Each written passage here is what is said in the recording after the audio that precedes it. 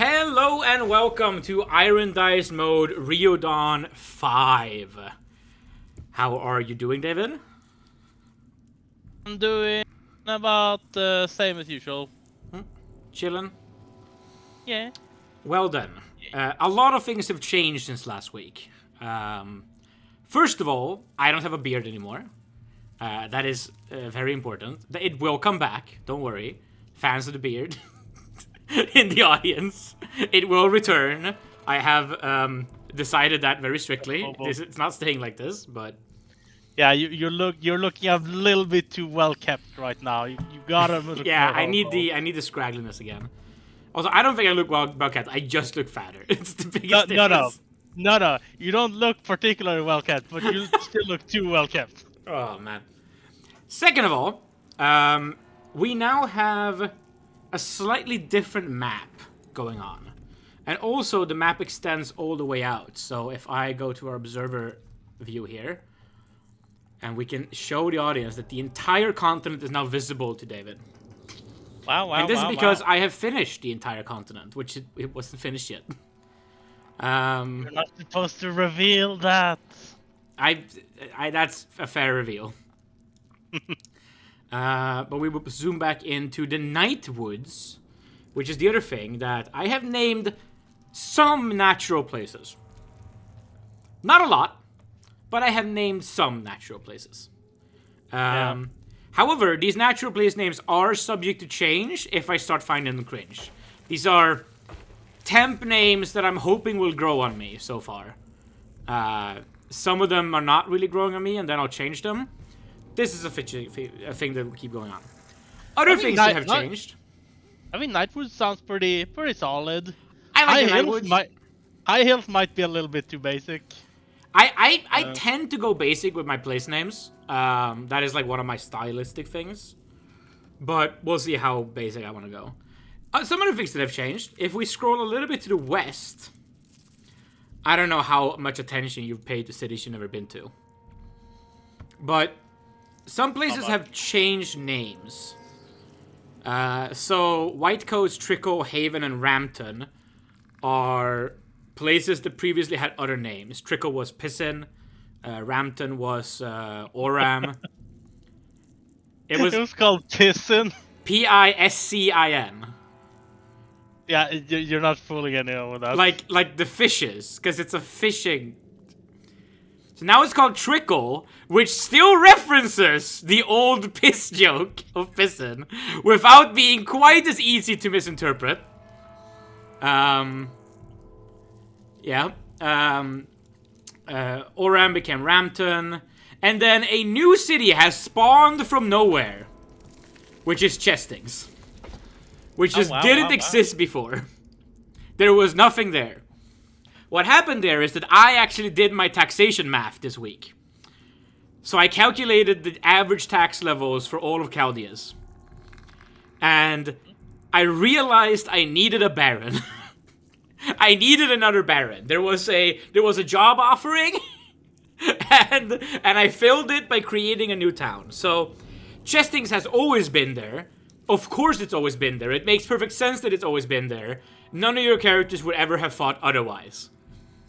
Definitely not. And if you go back and watch previous sessions, it might not look like it's there, but that's an illusion. Chestings has always existed.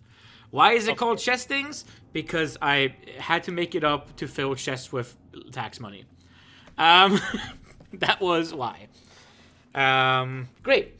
This is my preferred way of world building, by the way. Massive Excel sheets of taxation data. Of course. Because that's the fun creative side that I do after work. Where I come home and I make taxation spreadsheets. I am a very fun person. You could make so much money if you lived in the US. Dude. Oh, man. There was one of my favorite D&D players ever, Greg. I think Greg Hansen is his full name. He's a tax, accountant. And so he doesn't play D&D from, February to May. Because then he works, 15-hour days doing taxes for people. And then the rest of the year, he works very little. So he plays a lot of D&D. But during tax season, everything goes off. I don't know if that's exactly accurate, but that was the vibe he gave me when he complained about tax season on stream. Anyway, furthermore, some more things have changed. If we are in token controls and we go to measure distance, we can now actually measure accurate distances on this map. Wow. If you want to make turns, you click control, and then you click, and then you will be able to make turns like this. So hold down control, and then just click, and it will function. That's not measure distances. That is the measure controls. You want to be in token controls, and then measure distance. Right. There you go. Good job. This measurement was scaled to make the initial trip of Lucius, where he went from Kagan to Valles in one day, where he traveled a little bit too far, so he was a little bit extra tired. But he did... David, you will be distracting the audience. Let go of control, David. Let go of the control. Release your control. Your need for control is corrupting you. David, it will take you months to travel that distance. Anyway, the distance was scaled so that the initial travel from Kagium to Valles is slightly more than one day's normal travel, because you had, I remember I told you had to push it to make it that far in one day. And 1 day of travel on road is 24 miles. And that is a number that will be beaten down into our memory right now. So it was 26 or 27 miles here to travel to Valles normally. Furthermore, another thing that has changed is that I will not be as nice to you anymore in one specific way. I don't know if you realize, but I've been very nice to Riodon travel times. And I now have a overland out-of-combat movement speed calculator that takes into account terrain and weather, and if there's a road or not. So we learned, for example, that walking in light forest, you only move 6 miles a day. So the travel up to the magic user's cottage should have been... These are days.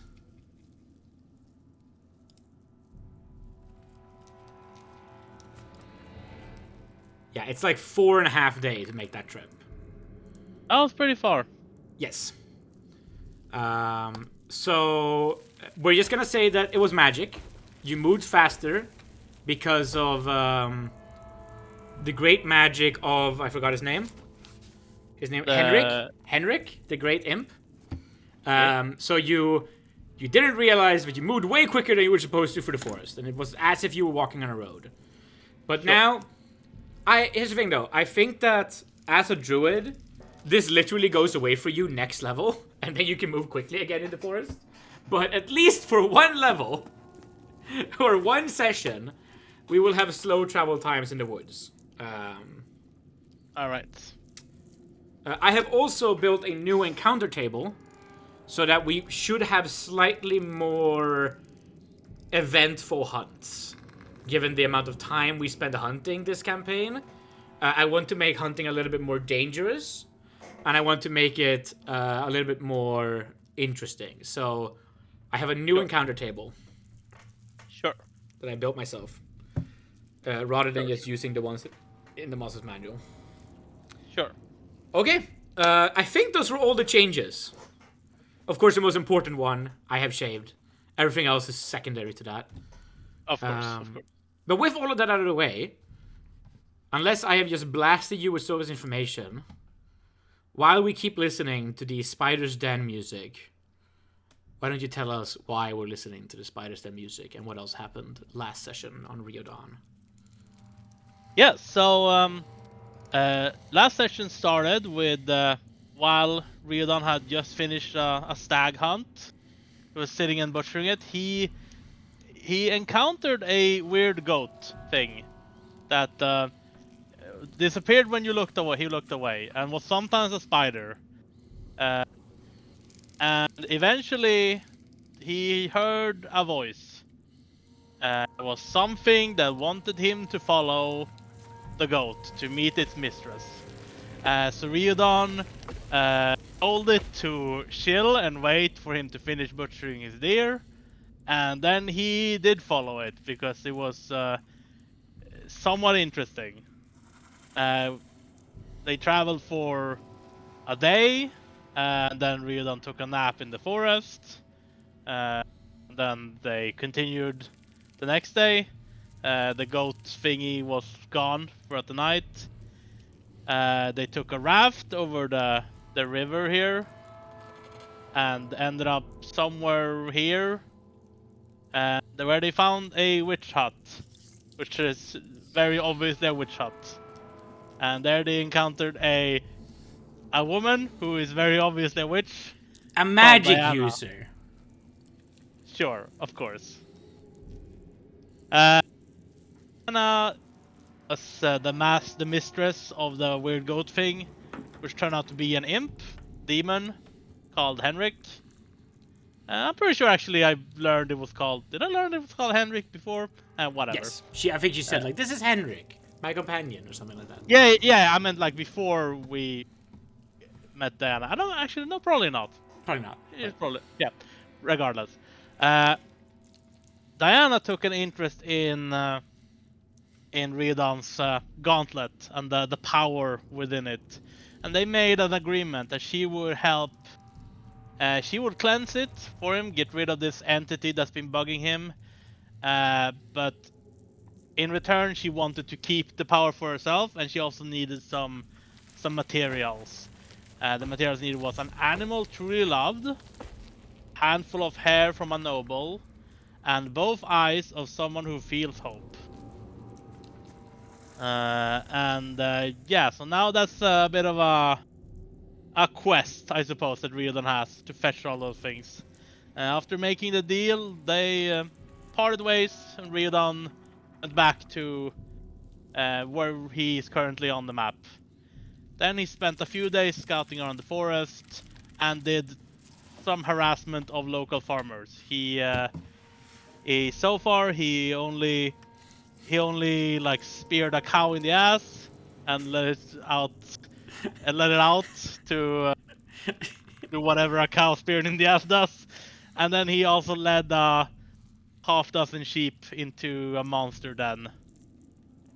He also at some point he also encountered some weird flower hanging from the weird plant hanging from the forest canopy, but that was mostly just him, a random encounter that he ran away from, and then he may remember where he tried to keep in mind where it is. Maybe he can use it at some point for something, who knows. But that's about it. It was some exploration, some minor harassment, nothing major except for the meeting with the witch. At least nothing major story-wise. Yeah. We did find a plant that was a bit aggressive. Yeah, that's the one I mentioned. Oh, right. Okay, yeah. I might have zoned out for a moment there. Yes. That was that. And that's why we're listening to Spider's Den, because the monster you fed the sheep to was surrounded by and seemed to have some kind of symbiotic relationship with all the spiders there, as it was building traps and stuff. Yes. Cool. Well then, Riodon was going to make camp. And yeah, for the usual type of camp he does. Yeah. Not really camp, more just sleeping somewhere. Yeah, find a more secluded place to sleep. Yeah. That gives us a great chance to toy with the new encounter table. So, I'm gonna let you do some rolling here. Do I get the XP for? Yes. You can get recap XP. That was good recapping. Take 75 for it. That was good this week. I like that. Yeah. Let's see here. Wait, what am I at then? Right.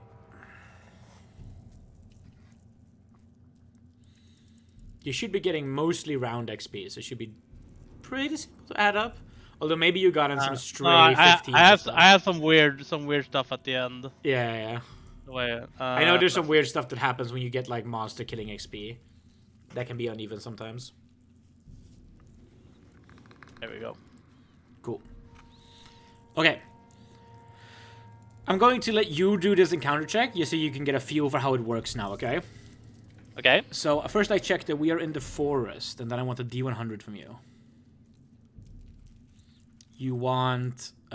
This is a night encounter thing, right? This is a dygn, as you say in Swedish. I tend to roll them at night, and then there's a check to determine if they happen at night or later in the day after. Okay, but this is I have found a place and I have gone to sleep. Yes, exactly. Yes, right. Yes. It begins. The new encounter check begins at midnight. So. Okay. So with a 93, you want to roll high, so that's good. There are no encounters. So wait, that's a spoiler for the rest of the day. There are no encounters. Forest is quiet. But yeah, this is why you're not gonna be rolling these normally. But wait, why are you test guy new actor, by the way? I don't know. Wait, what do you mean? Oh, I know why you're test guy new actor. Oh. I marked as Riodon in the I know. It's because I gave you a token. Another new thing that we forgot. And the token's name is test guy new actor. Okay. Now the token's name is Riodon. Cool. Well done. So now that let's just plan a little bit though, just to see how it could have gone. Let's say you would have rolled an encounter. Then I would have rolled a... I'm doing this to make sure that I actually remember how I planned this as well. I set it to forest, and then I set it to frequency, and then I press skicka. Right, and then you give me a d20. Normally I would roll d20. Okay. And that is a very high roll, so that goes to that table. And then I count 1, 2, 3, 4, 5, 6, 7, 8, 9, 10, 11, 12, 13, 14, 15, 16, 18, 19. Yeah, give me another d20 here. 20, okay. I got. I'm using up all the high rolls. And then give me a d4. I'm using up all the high rolls now, which might be good, might be bad. So had you had an encounter today, which you won't have, had you had an encounter, you would have met a unicorn. So that's interesting. And that's because you rolled some really high checks on those fucking d20s, so it got you to a really good place. That is an interesting encounter. I would have to read the 2E unicorn lore because I know it's fucked up, but I don't know how it's fucked up. I need to figure that out if I roll a unicorn again. Luckily, it wasn't real because you rolled a 93, so it doesn't matter. Yeah. But yeah, encounter table is a little bit more interesting now, and this is also the one I will be using for hunting, but I'll be discounting things that are obviously bad hunts, But a unicorn you could probably find on a hunt as well if you roll for it, or well, if I roll it up. Probably not gonna try to hunt a unicorn though. That feels They dangerous. are many hit die. Yeah. Anyway, there we go. Cool. We tested out the new mechanics a little bit. We go to bed, so please do your spells. Yeah. I had invisibility to animals and cure light wounds. I'm gonna prep an entangle and another invisibility to animals because I'm planning on. I'm actually planning on this day exploring around the hills a little bit. The hills on this side of Alice.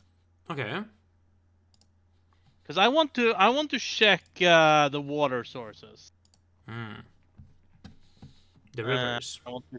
Yeah. You want to go upstream? Yeah, basically. I'm coming from the forest, so I assume. Yeah, one of the rivers is pretty accessible there. It goes up through the parts of the hills where those sheep were grazing.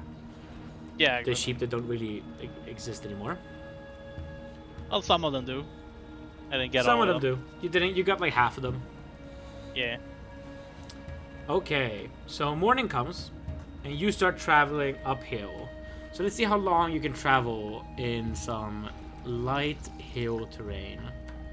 I do also have half move because of how much food I'm carrying with me. Oh yeah, you also have half move because of that? That's crazy. You're gonna be slow today. I think so. I don't think I reduced it enough so I don't have half move. Yeah. So, rolling hills. Yeah, the base movement here is 6 miles. So if you're encumbered, you're only making it 3 miles in the hills in a day.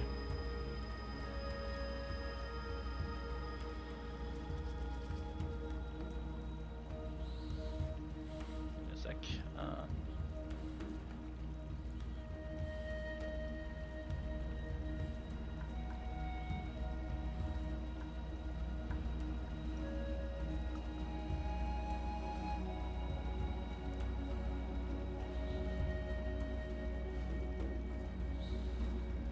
Yeah, with these rules, it would have taken you way longer to get to Valis. For sure. But you know, a wizard did it or something. Oh no, actually, I'm 2/3. I am 0.9 below the encumbered for half. Yes. Okay, so with a base movement of 6 miles per day, with 2/3, you're moving at 4 miles per day. You won an extra mile for that 0.9. Yeah. So how big is it actually in So if you grab your token, you can actually see the movement that you move when you move your token. Yeah, I'm just gonna check. I could technically go get to Valis, basically, if I go straight there. So I can cover some ground. You can cover some ground. That's very true. That is very true. Which I actually might want to try to do, because I do after like I want to like try get to like the water source, but then I also do want to try to like go towards Valis and get like a vantage point, see like if there's like because when I was in Valis, was it like on this side, on the north side of Valis, was it like very essentially like a cliff wall kind of on that side, or like just like hills going up? Do you know what the Brazilian favelas look like? Not really. Google like favela, F-A-V-E-L-O-A. Yeah. Oh yeah. Those places. So imagine that, but it's like much less dense and it's medieval. Yeah. Okay. But it's that kind of like a hillside structure. Got it. Yeah. So essentially, you can kind of just walk into Valis from the north. They'll rely on the hills to defend them, you know. But isn't the hills where the bandits live, or are they all in like the south hills? The bandits mostly live in the south hills. There are maybe like a tribe in the north hills, but they stay in the south hills for the most part. But you can just walk in from the south hills as well. It's just that usually when you come down there, you'll be noticed, you know. Like, coming from there is noticeable, and there are some people walking around town who are armed who can sound the alarm, but again, Valis doesn't really bother about protecting Valis that much. It mostly bothers about protecting the keep. That matters a lot more to this place. Yeah. Well, I'm not actually gonna enter the town anyways, but first of all, we're following the river, regardless, and trying to check the water sources. You follow the river, maybe about 2 miles to the source. So you can move up about 2 miles into the hill or something. Something like that. How do I? The more you zoom in, the easier it will get, I think. Don't be too exact about it, it's fine. Yeah, like here or something. Yeah, something like that.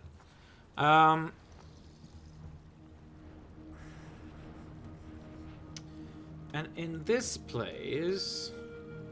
Let me check some notes. By the way, this river... If this river, like, based on what like I saw when I had been scouting around the area with the farmland, is this river like the main water source for the farms and stuff? Yeah, this river definitely is like the thing that they both pull water out of, but also like it has some tricklings here and there that like this is like the main river body. There's a whole bunch of like sub streams, right, that come down here that aren't big enough to be on a map. And they also supply a lot of farmland. There's a lot of little creeks and stuff that go through the plains here. And so this is just generally, like, this little area where all these like 5 farms are, is just generally pretty wet and pretty low because there's so many little trickling creeks that come down from these hills here. From the North Hills. And Valles didn't really have a water source. They were mainly using wells, right? They used a lot of wells, and then they had like some water collection that comes down from the South Hills that ends up there, but not a lot. Like, you can see that the South River here does technically begin in the South Hills, but it's so small at that point that it's not a lot, and it's quite a bit to the west of Valles as well. So they could walk to that river, or they could get to a creek from the South Hills, but there's not a lot there. And this river, how wide was it? How wide is it? These are not particularly wide. These would be comparable to Svartån when they're pretty big, you know? Yeah. Which is, for the audience, the small river in our hometown. So only like a few meters wide. Yeah, like at the widest point, maybe 15 meters. And that's closer to where they that's like, especially after they join, it gets a bit wider, you know? But in the beginning parts, it's definitely like 20 to 30 meters, maybe at some beginning points like 4 meters. It's a pretty small river. And is this one also coming from the North Hills? No, as I said, that one has a start in the South Hills, but it has a bunch of trickling coming down from the North Hills. It crosses the road, but it's so thin when it crosses the road, and there's a bridge, so it's really small coming down from there. Yeah, okay. Got it. Again, that's like the one other place that Valles can actually walk to get water. But like it's around that bridge that like Lucius met Marfa, for example. That was close to that little bridge, and it's a pretty far walk from there to Valles. So that's not a very efficient way to get water. So they have some wells instead. Got it. But you basically have to imagine like 100 little creeks that go around this from all directions, you know, at different lengths. Maybe not 100, maybe like 20 or 30, but still, quite a few of them. Yeah. Are there quite a few creeks like going through the forest, I guess? Or... I don't think too many go through the forest, because they tend to like centralize into these rivers here. So I don't think they quite get there. You know, rivers run from high ground to low ground. So I think the forest is just higher ground than this little area is. The creeks are then they're all from the mountains. Yeah, they come down from the hills and then they run down into these rivers, for sure. Yeah, okay. There's not a lot that run on this side. It just isn't very appropriate with how the elevations go. Yeah. All right. So the source. I find the source? Question mark. You can find something that you can understand as the source, but like a river doesn't truly have a source. You know, you can find a point where you're like, okay, the river isn't really followable from this point. Like it dilutes into too many small streams that it's hard to tell what like the real one is. I mean, they usually do have a source, either some kind of lake or like glacial water, like glacial melting or something. It's not really any glacial melting. It's more that like this river starts with all of these creeks. All of these creeks like combine at one point where like, okay, this is probably where it becomes a river. There's a whole bunch of small creeks, and they are usually like runoffs from old rainy moments when rain came down over these hills, and stuff that had been gathered up in the mosses and the grasses that just trickle down eventually and reach this point where like, okay, this is where a bunch of small creeks kind of form a quote-unquote source. Okay. Right. So basically there's no like single... There's no tap. You can't block the entire river. I'm sorry. No, that's fine. Mostly just and it's the kind of river that really grows like exponentially as it goes further, as more and more creeks join in. You know. Yeah. All right. Well, in that case, I think.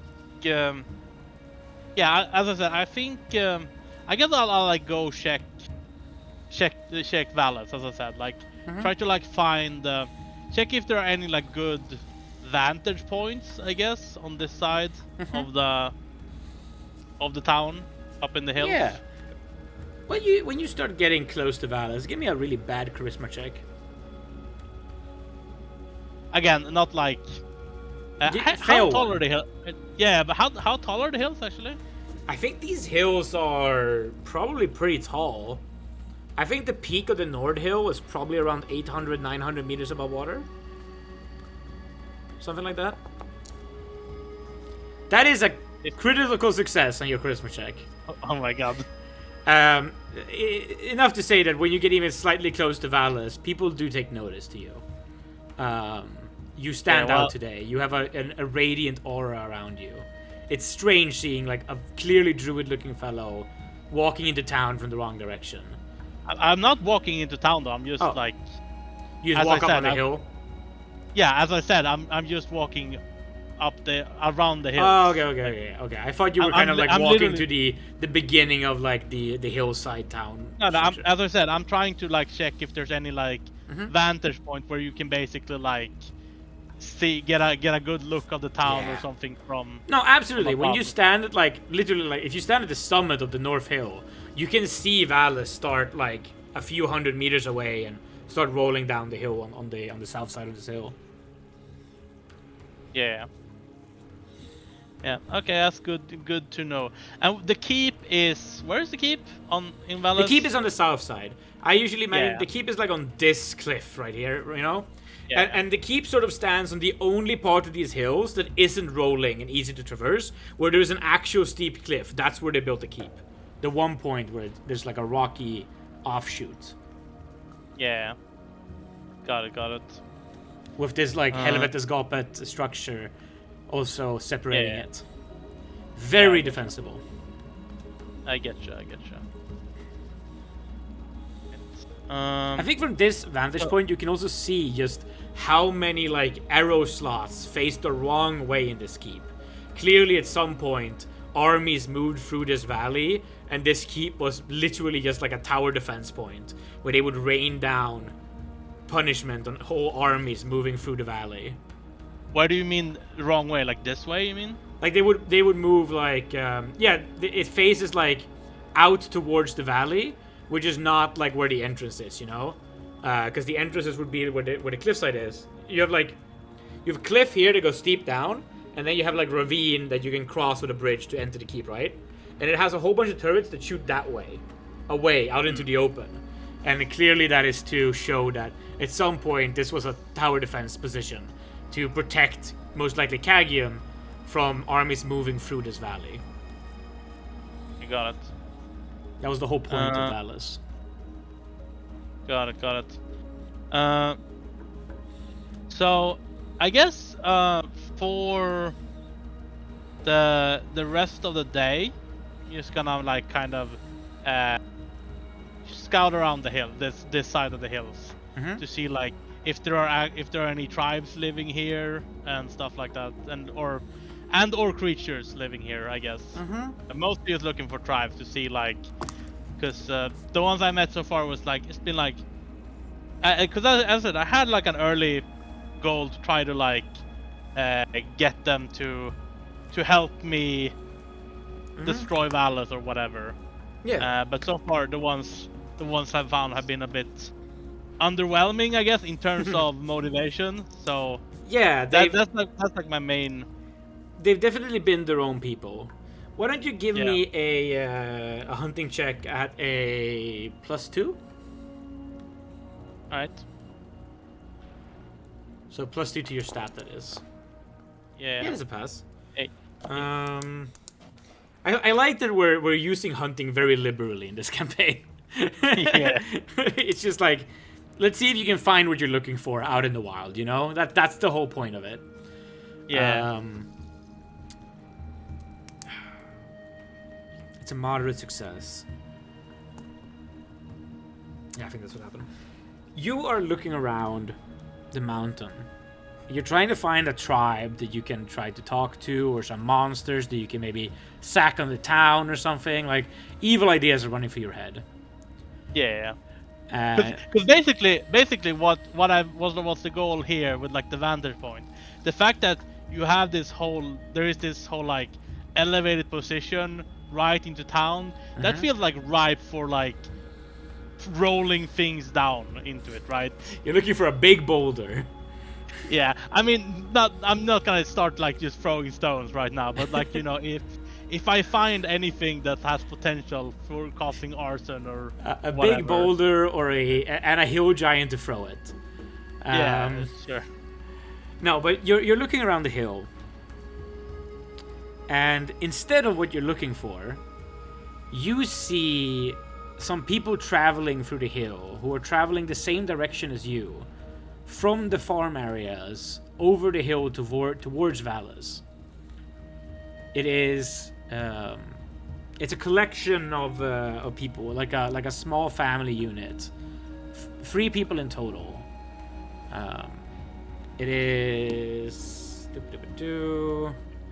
Do they look like farmers? Like, Yeah. are they? They look like peasants, villagers, whatever you want to call it. It's 2 older women and a 30-ish man.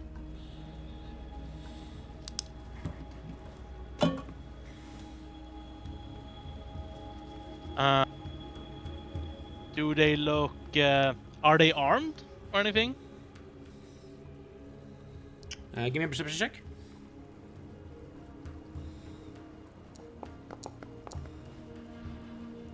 That's a pass.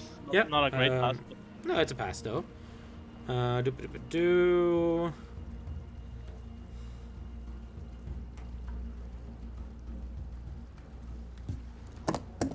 me roll for that.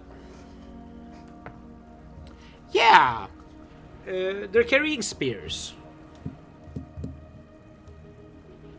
Using them mostly as walking sticks, but you can tell that at least 2 of those walking sticks are spears. One might be a quarterstaff or something, but they got sticks. What did you say they were? You said one was an older woman? 2 are older women. One is a 30-ish man. Okay. One of the women looks a little bit younger than the other one.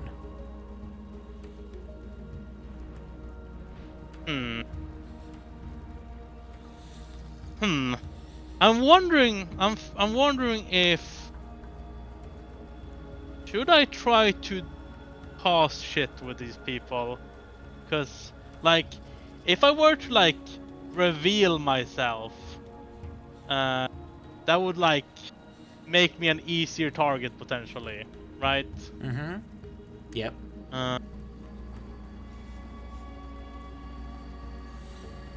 But also like I am trying to cause if I'm causing trying to cause a famine or whatever, it would be, I want more people to starve, but at the same time causing disappearances in the hills, that might also cause some scariness. Mm-hmm.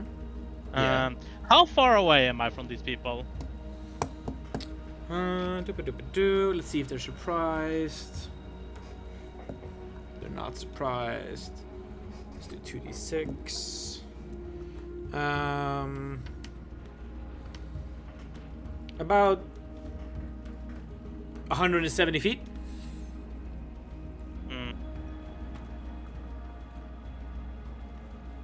And when I encounter them, do they see me too immediately? They haven't yet, but they look, like they're looking out for stuff. They're definitely on guard, these people. They probably wouldn't be surprised when you reveal yourself. Yeah. Would there be any hiding places around here? Not really. These hills are pretty, kal in Swedish. Yeah, they're pretty barren. Flat, like not really flat, but yeah. Barren, I think. Yeah. On that note, by the way, are they like stony, or is there like? It's a mixture between stony and bushy. So you could like hide behind some kind of boulder structure, or there were trees here or there, although pretty dry ones, but you can't really sneak up on someone for a long time unless it's like an animal looking the wrong way. If I were to like try to entangle them, they'd hear that. Could I do that? You could do that, yeah, but it would be an initiative roll. Yeah, but I mean, like, is there enough plant stuff for me to do? Oh, yes, absolutely, no problem. Yeah, okay. There's little grasses all over the place here. Yeah.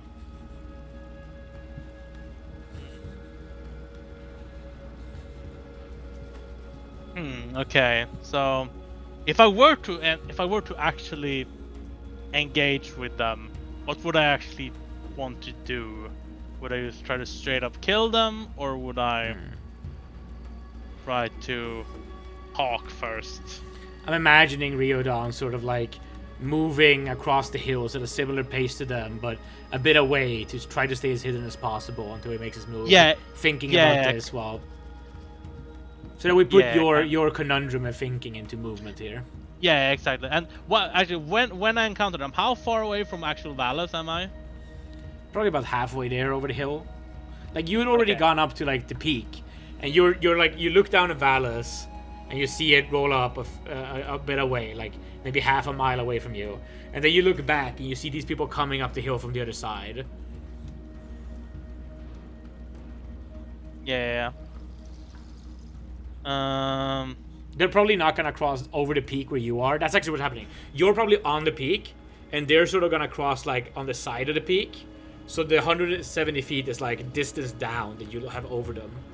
I think that's what's happening here. Yeah. So they're not gonna cross like right by you. They're not walking towards you. They're walking like tangentially alongside you. Which ones are armed, by the way? I mean, all three of them have some kind of stick. The slightly younger woman and the slightly younger man look like their sticks are probably spears.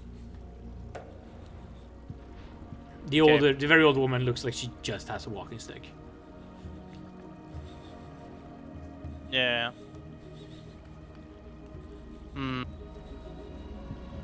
I am level 2, but level 2 is not that much still. I'm not sure about fighting 3 people.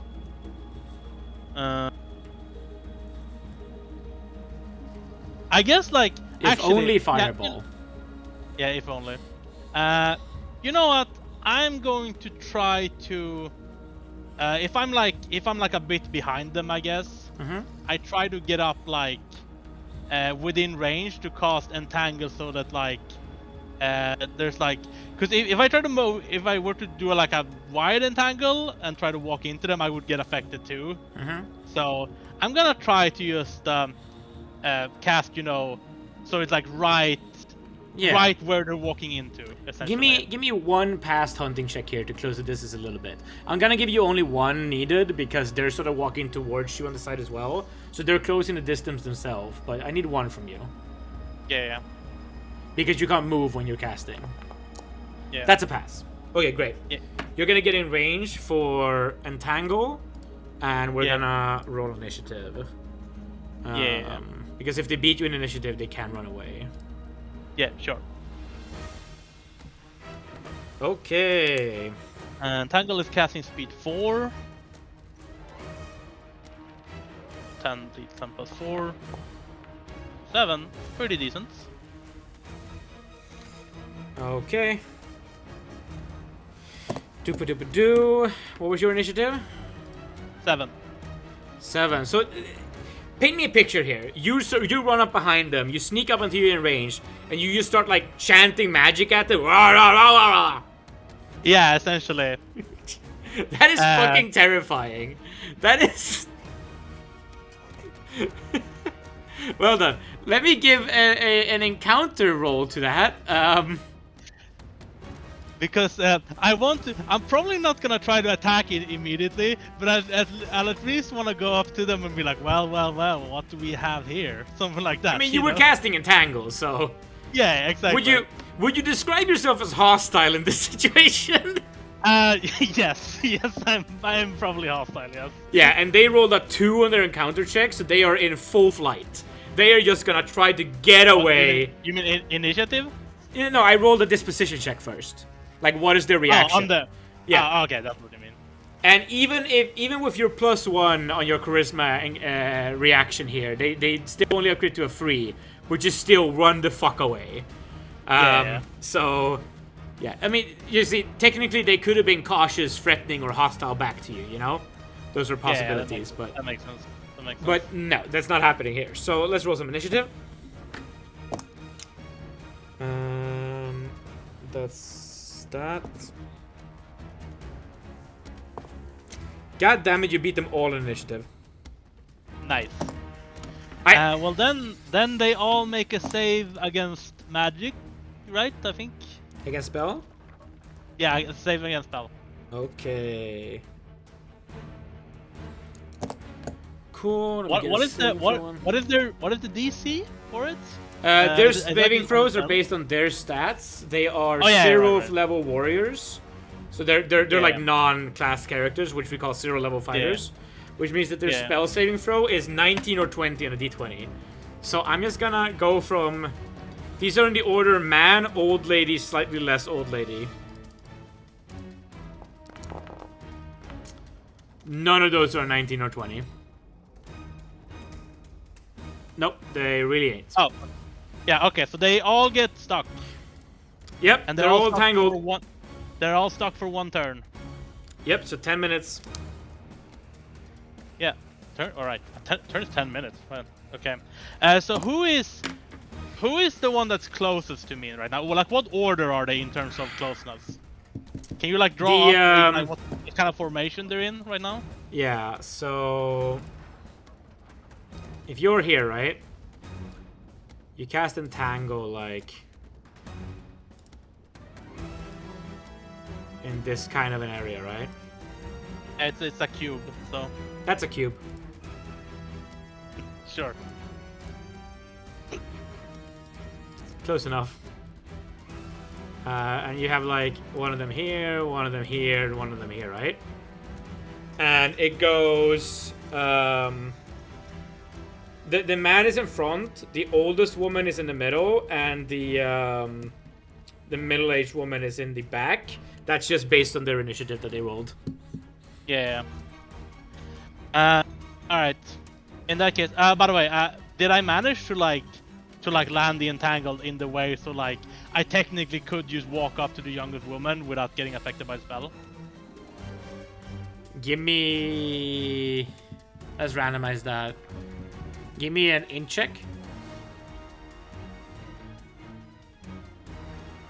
Why is that randomized? Because we didn't talk about it.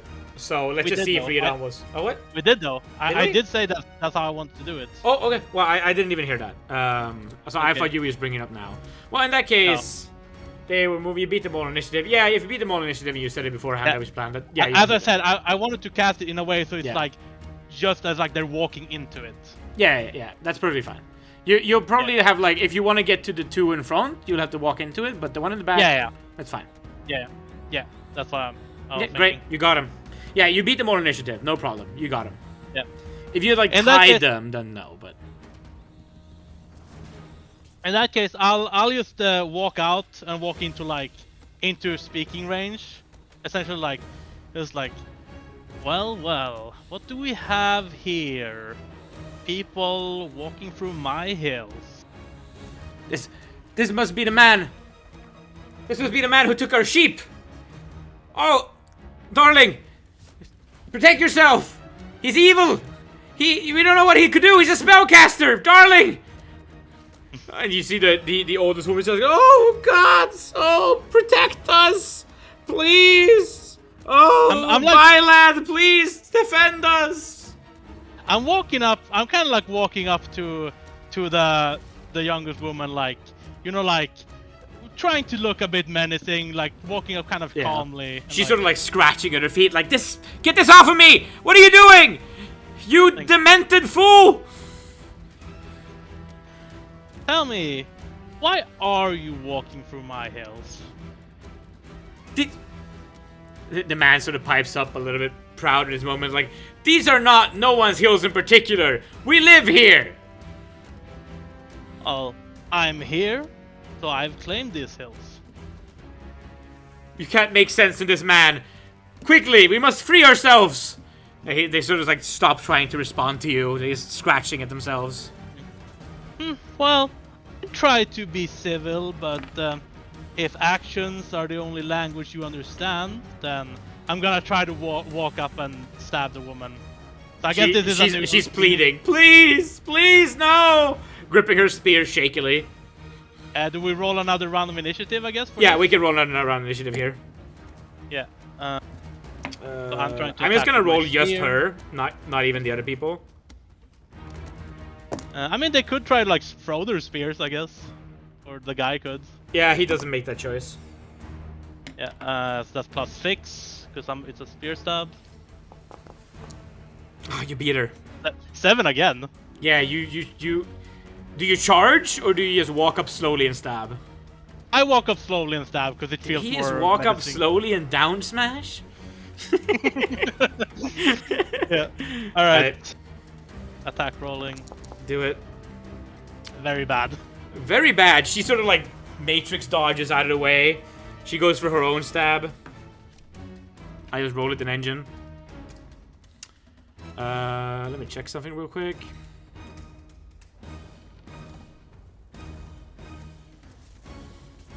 It is kind of funny that like Entangle completely immobilizes you, like in terms of movement, but it doesn't affect your AC at all.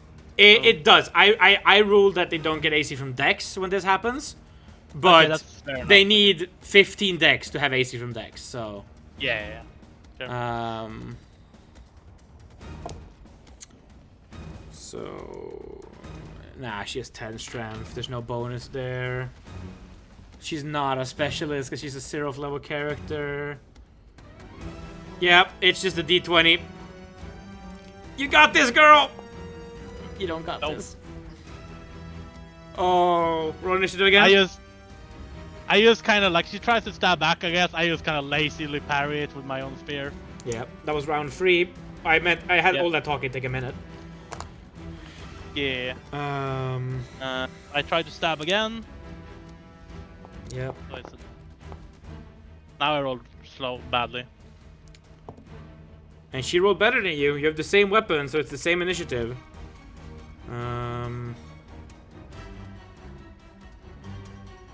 She got on an 11. She rolls the hit. Come on, girl. That's one. Oof. You know what? I'm gonna have her do a saving throw against death there. For some kind of bad effect. That is a giga failure. So I think she accidentally like froze her spear out of her hands and is now out of range for her. Will you kill an unarmed woman as she pleads for her life? Well, yeah. Alright. Give me an attack roll at +4. Right. +4. This is standard for armed character against unarmed character. Oh my fucking god, I roll a 2. She dodges out of the way. You can go again. Let's see how long this takes. Oh my god. Technically, if she dodges 7 of these. +4 again, I guess? Yes. And that's that 20 this time. Well then, give me the damage. That is double damage, right? Still, as like a. Yep, double dice. Yeah. So that's 2d6. Yep. 4. Oh, she can live that. She can technically live that. She does not live that. Okay. She is bleeding out on the ground, unconscious, as you've stabbed her. The man screams out, "Darling! Darling, what have you done?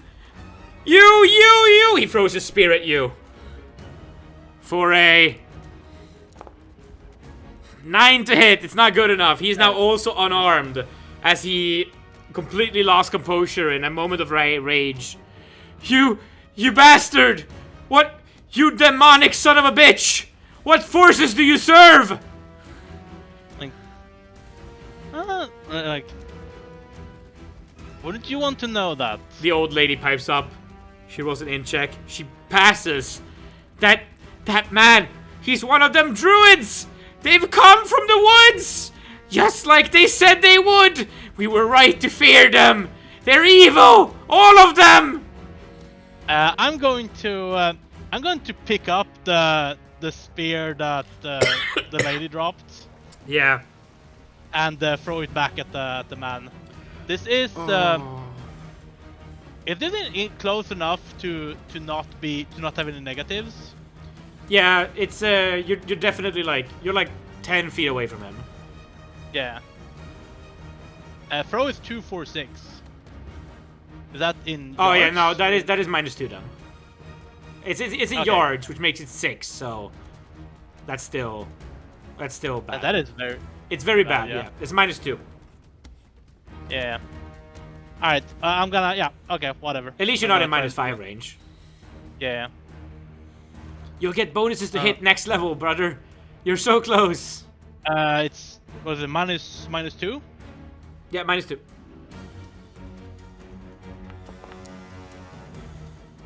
Dude, these rolls are so bad! He dodges out of the way. But he can't do anything, so you go again on the 5th turn of the tangle. I pick up his spear and try to throw it back at him. Okay. Another -2. Yeah. On the 6th turn of a tangle. Nope, he dodges that one too. He goes, "See? The gods! They've turned against you! Change your ways! Please save my wife! Please!" In that case, I'm gonna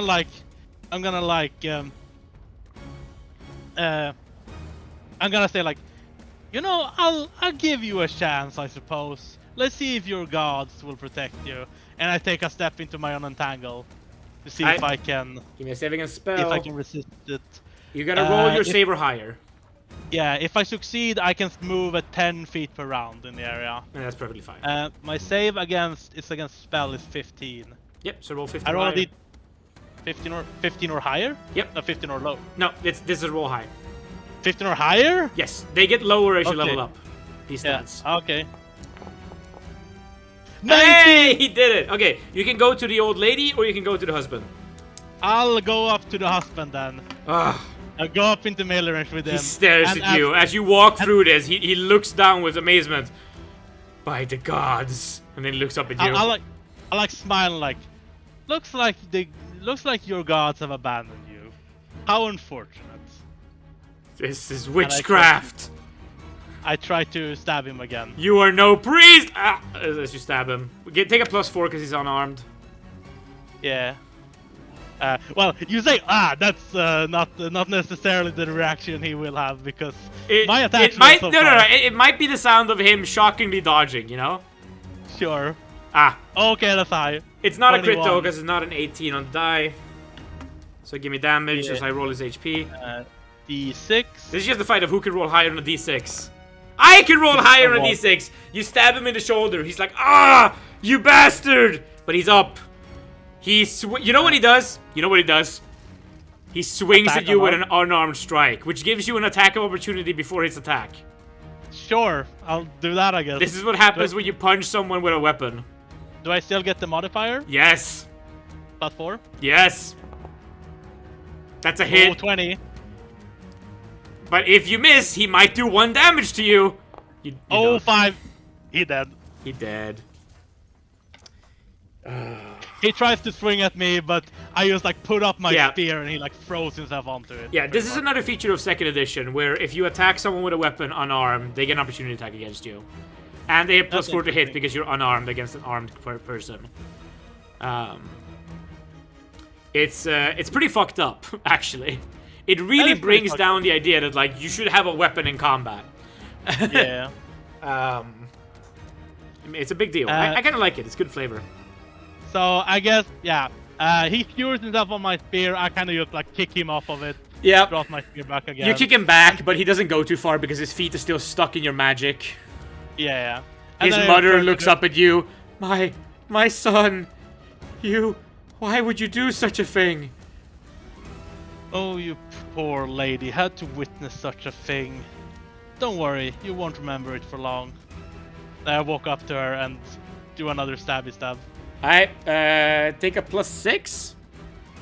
Is she not armed though? Didn't she have a weapon? She is not wielding it like a combatant at all. She does not look proficient, and she is also prone on the ground. Oh, she's prone? Yes, she has been on her knees, like, praying and begging. Ah, okay. Fair enough. Nat 20. Actually, being prone is a +4. Now, so it would have been a +8, but still, it's still a nat 20. It's still a nat 20. So. It's a crit. And she actually only has D4 HP, so... And 9 damage. Yeah, she's giga dead. She's actually bleeding the most. She's caught up to the other two, and is dying more than them. Well, you have acquired yourself 3 dead farmers. How does it feel to win combat? It feels evil. I hope my acting made you feel a little bit bad, at least. I mean, it made me feel bad in the sense that I felt like I was doing something evil. Great. But Good it felt enough. pretty funny. It felt pretty funny to do something a bit more Fucked just up. random act of brutality. We have Murder Hobo, the farmers. You were on the side of the hill. What do you do? I'm just going to kind of leave them there. I was so scared you were gonna start making rations, dude. No, I'm not gonna do that. Yeah, we'll save that for the eventual elf campaign. I guess I'll look over the bodies, just in case they have something useful on them. You find something you haven't had yet in this campaign. Money? You find 15 silver. Alright, I guess I do know about like money, like you've general, been right? informed about money by people you've met during this campaign, so I like kind of like when I find I kind of like shrug to myself like, yeah, might be useful at some point, I suppose. Might be. You loot the bodies. Loot that body. Loot that body. A perception check, nat 20, motherfucker. Yep. Was that all? Everything of value I find? That's all they had. You have taken them for all of their possessions. Now there is a farm with 6 sheep that is also their possessions, but most likely. True, I suppose. You can assume that it would be that farm, you know? It's unlikely to be another one. You didn't recognize them as any of them as the boy who came out when you stabbed the cows, so yeah. They did talk about the sheep as well, so they did. Yeah. I'll leave them here. Figure like maybe they'll maybe someone will find them and get, you know, yep. Get a bit even more scared, you know. Yep. What do I write in the calendar for today? Murder Hobo.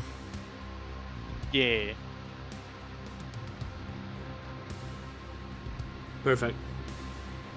Okay. Anything else you want to do this day?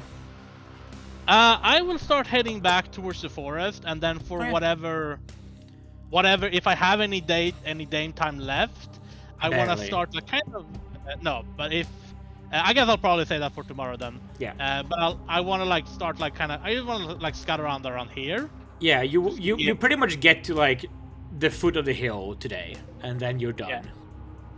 Do I get into the forest as well? And no, you don't. You get to the foot of the hill because you walked 3 miles up, so you only have 1 mile to walk down. Yeah. Well, I guess can I just travel a bit into the night then to get into the forest? Sure, you can do that. That's fine. Yes, that's much better cover than being out there in the open. Yes. I will cut that out of tomorrow's time, or I will cut that out of your sleep, in which case you don't get spells back. I guess I'll probably sleep longer in the morning then. Okay, then I'll cut a little bit of tomorrow's travel. Yeah. That's fine. We push the day forward a bit. We buy some movement from tomorrow into today. Yeah. Just like I buy time watching YouTube from today into tomorrow some days. Yes. Cool. Just gotta make a box here. This was this combat. Done with that.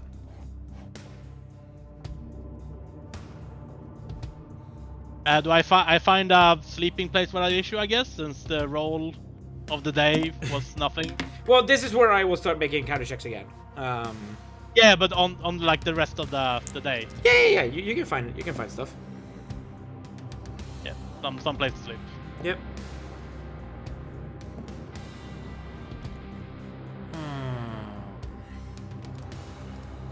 Loot that body, loot that body. Hills. How much do 15 silver weigh, by the way?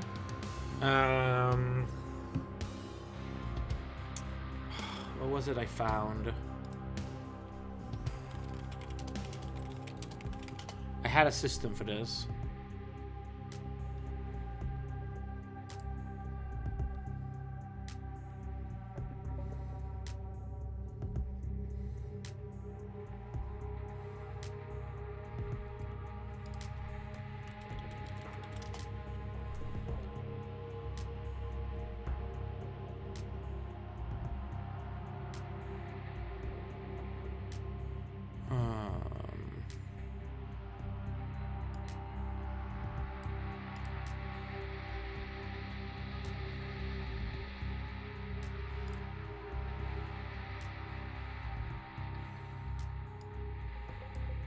Where was it? Where was it?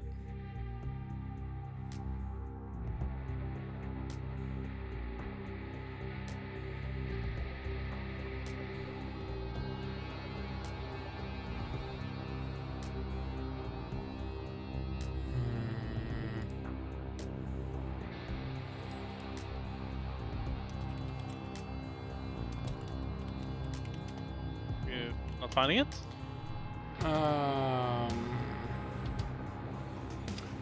It was 50 coins weighs a pound.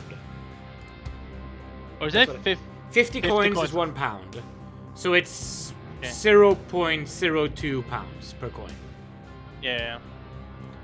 And this is equivalent to about 7 grams a coin, which is the historical weight of silver coins in England, according to an old Googling I did. I had to find my notes on that. My coins weigh 0.3 in total. Perfect. 0.03. No, it should be 0.3. Yep, oh yeah, you're right. You're right. I'm wrong. You're right. Was right. You did more math than me. It's okay. Yeah, I mean I did a calculator, so. Mm-hmm.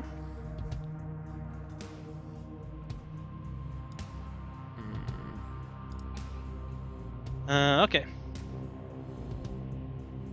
So yeah, I sleep. I get up in the morning, I guess. Yeah. Morning let me just do. Wait, 1 second. I need to check your. Yeah, right. We need to roll before that. I'm checking your nighttime. Shouldn't I roll? No, I'm doing it because that was just you doing it once to get the idea of how the system works. Okay. I don't actually want you to know exactly how it's going. Yeah, that's fair enough. Fair enough.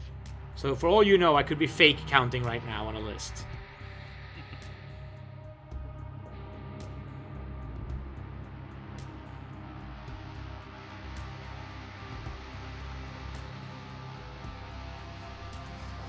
I'm bringing up my book just to psych you out.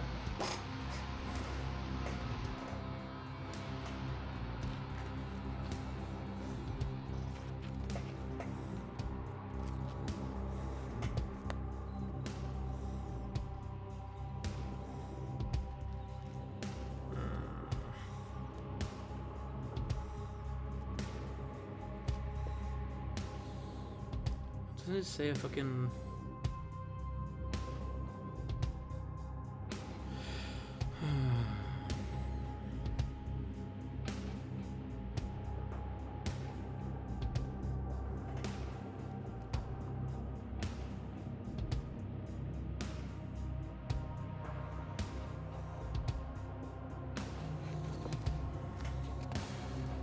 There we go.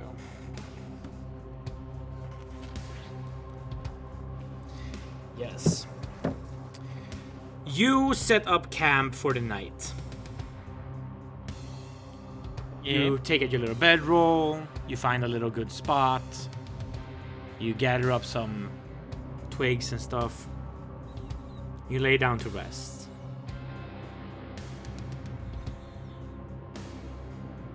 After a bit, roll me D10. Okay. Can I roll? Do I get to roll? Do you get the chance to roll like perception checks while I'm asleep? By the way. No, we roll surprise checks instead. Okay, I roll 10. In general, we don't use perception that much for encounter checks in second edition. We mainly use them for roleplay and stuff like, do I see that they have weapons and stuff like that, you know? Yeah. Yeah, so you rolled a really good surprise check, the best you could have possibly rolled. Yeah. I think you're a light sleeper tonight. And after a little bit, you hear something coming from a distance. It's the sound of a snake. A big snake? Is it something big? Plural of small snakes. Oh. You look up. How well do I see right now in this kind of lighting? Not well. Yeah. In fact, let me see what the moon face is like. We are exactly at half moon. So I think you have some lighting. You can see some silhouettes, you know? made out here and there. What's the temperature right now at night now? It's pretty low. It doesn't get too low, but it's definitely like 3 degrees, 2 degrees Celsius, something like that. This region doesn't freeze. It doesn't snow down here, but I mean, there might be some days where like it snows, but then it's melted the next day, you know, in the peak of winter. Was it October right now? It is October. It's early October. Okay. Yeah. It's spooky month. Yeah. But yeah, you hear the sounds of several snakes, several smaller snakes. And then when you look in that direction, you expect to see nothing, because you expect snakes, but you do see something.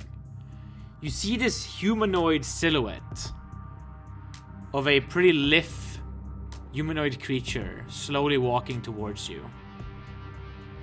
Does it look like it's deliberately walking towards me, or just Yes. in like my direction? Okay.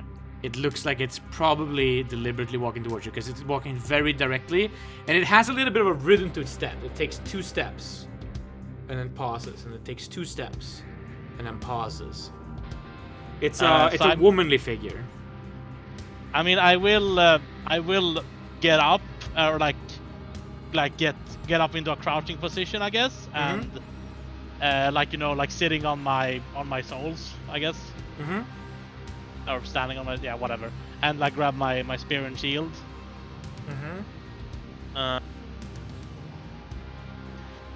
Out of character, I have an assumption of what this kind of creature this could be, but in character, would I have any inkling what this is? Probably not. Yeah, all right. It's at 100 feet away. It just continues slowly walking towards you. It's what you can feel is that this is definitely something that isn't human. From how it's walking, how it's behaving, where it is at night. That much you can be certain of. I'm gonna try to, like, I guess I'll just leave my like backpack and bedroll where it is. I'll come back later to get it if possible. And try to like back off essentially right now, like get yeah, try to lose this essentially in the darkness. Yep. Try to make it lose me. As you move, you notice the creature changing its direction. It follows you, not your place of rest. Yeah, which is what I assume, which is why I'm trying to lose it. But do I have any success in that, or does it keep following me? Do you just fully run away, or do you just keep disengaging, you know, carefully? I don't really want to like get out into a full sprint because it's at night in the forest. Just running recklessly would be. We can go. There's like full sprint and there's like combat speed, right? Combat speed you can go. Full sprint you can like quadruple or triple that out of combat. Okay. Yeah. Yeah. Well, I'm trying to right now. I'm trying to get away from it essentially. Yep. You realize quite quickly that you move faster than it can. And so, if you keep moving away from it, eventually it seems to lose interest and start walking back to you. It never quite gets close enough to be attempting to say anything or be within earshot or so. It just seemingly gives up after a while and moves back in the direction of your camp and then continues on, as far as you know. I guess when it turns around, do I see when it turns around, or have I like you run away and you notice that it's not being able to keep up, so you're able to throw looks back every now and then, and it never quite manages to get particularly close to you. I will, when it turns back, I will like try to follow it for a bit at as long as distance as I can, just to not lose it, you know, so it doesn't like circle around and ambush me for somewhere or something. Yeah, you follow it around to make sure it doesn't circle you, and you find it at your backpack. It's digging through there. Okay, well, I don't have anything particularly After a while, it leaves your backpack and it walks away. As you get closer, it's gone. You get to your backpack. You've lost 5 rations. Alright. Not the worst. No, not the worst.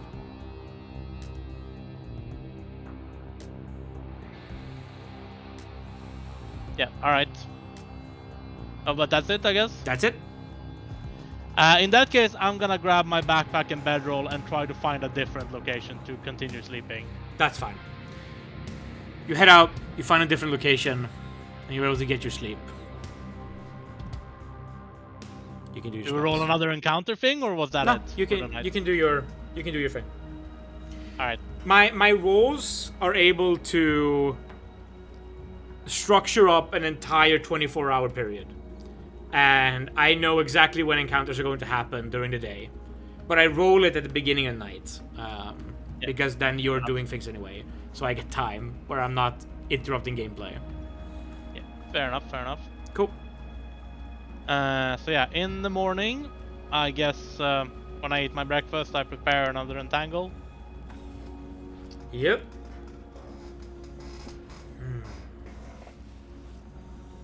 Doop-a-doop-a-doo. By the way, while I was scanning around the hills, I did not find any traces of like people living there, right? No, you haven't found any. No. You've seen some caves here and there, but like, would you go explore inside of caves? Might go up to the entrance, but depending how deep the cave is, I guess. Yeah. It's the kind of thing that you probably spotted mostly on your way back, so there wasn't really any time to go there then. Yeah. But you've definitely seen that like there are caves here and there along the hill. Probably in one of those is your night visitor lives. I guess that's possible. It's true. All right. So when what time is it when I wake up? Like probably roughly? around like 9, 10. Okay, Bit of a late sleeping. Yeah, not too bad. Mm-hmm. All right. Yeah. So I start like checking out this side of like this side of the forest edge. Yeah. And like trying to check out these plains. Like, if there are people living here, or if it's just grasslands, or what have you. You, as soon as you push past that barrier point, let's see, that is what kind of terrain is that? Barrier point? You mean the edge of the forest into the field? Yeah, it's scrub and untraveled plains, grassland, heath. I think that's fair. So you get 12 miles that day if you travel on that kind of terrain. Yeah. And then you take 2/3 of that, so you get 8, I guess. Yeah. And that should be able to get you to like. Yeah, you can get like here-ish. Yeah. Right, well, I mostly walk. Mostly walk along the edge of the forest. Yeah. So you get like here maybe. Yeah. You get to this place and you find these tall grasses. It is this situation where like the western side of the high hills, they have much shorter grasses. They're much more like standard plains. They are much more cultivated, whereas the eastern side of the high hills are much wilder and have a lot more of these tall grasses and bushlands. Brushlands. As I'm like checking around, do I find any like traces of this place being inhabited, or is it just overgrown wilderness? Just a bunch of overgrown wilderness as far as I can see. Okay. Yeah, I think that's.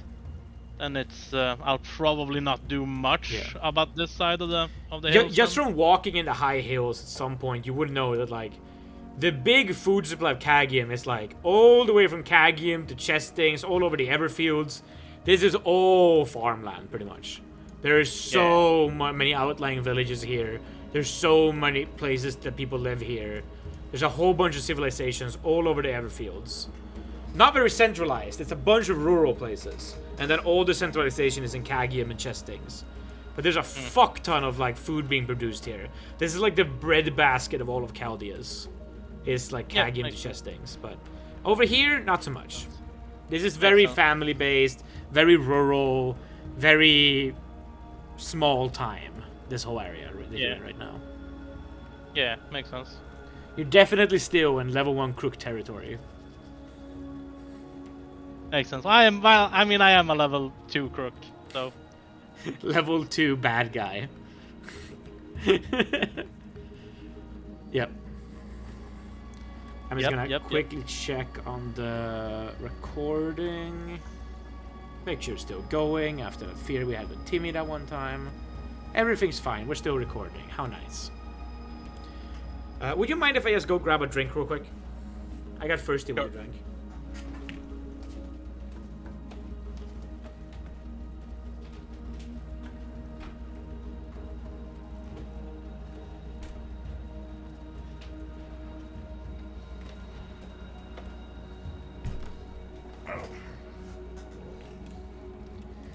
What terrible thing is that you've been telling Chad in my absence? Literally nothing. I haven't said a thing. I like that I say Chad as if we're live streaming. Yeah, this, we're not even live streaming. It's just like in Ohio, we've taken to calling everything chat that isn't the people talking. It's because like it's the community chat, you know. So we just call any group of people as chat. Yeah. I'm at work at the call center. I'm like looking at the call queue. It's like, damn it, chat's really busy tonight. Oh.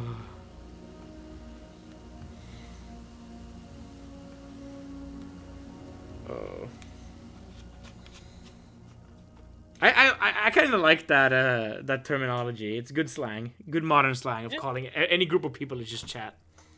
Yeah. Oh, that feels good. Ah, good to drink. Very cold. Okay then. That out of the way. I will warn you, we have to do slightly shorter session today because it is getting late. Because we started late because I worked. Yeah, that makes sense. Yeah. So we're probably gonna go for another like 20 to 30 minutes here. Yeah, makes sense. Cool. So, what do you do the next day? I guess I am. I gotta mark the rations off, or yes. Well, I guess after when I go to sleep, do we roll encounter? I guess. We already rolled encounters. As I said, I've already simulated the whole 24-hour day. Yeah. I'll tell you if there's an encounter. I told you that but I mean, we spent. I spent. Oh, you want to go? Oh yeah. You want to look? Oh yeah, looking at fuels took the whole day, right? Yeah, I spent the whole day scouting around here and trying to find if there's anyone living here. At grass. Yeah. Wow. So basically, I know there is no terrorism to be found over here. No terrorism to be found over there. And then I sleep another night in the forest. Yep. Then I gotta do my whole thing again. Yay!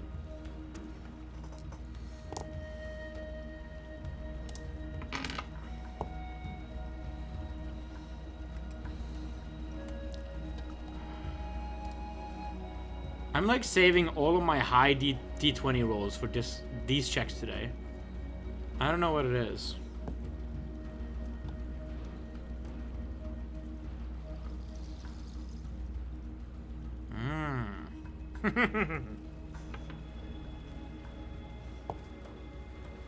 Oh no! Oh, poor guy. This is how we're gonna do it. It's morning. Okay. It's morning. It's early morning. You're said just poor waking guy. up. That was concerning. I'm not talking about you. I need a different music for this. Wait.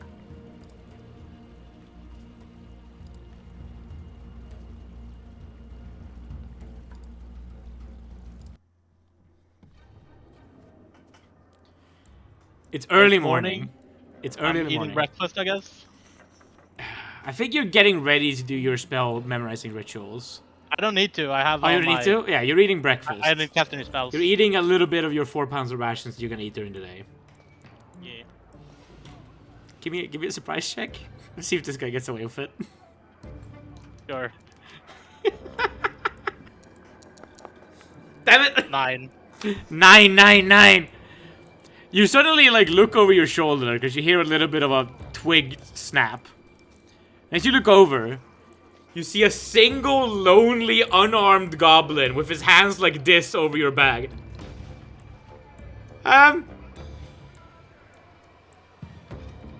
Like, I like give it like a raised eyebrow, like. He lowers one hand, and with the other he waves. Goobago? I like stand up, and yeah, I like grab my spear, like.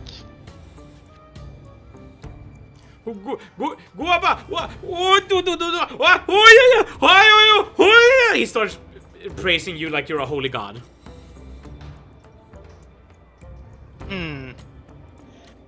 Goblins could potentially be useful.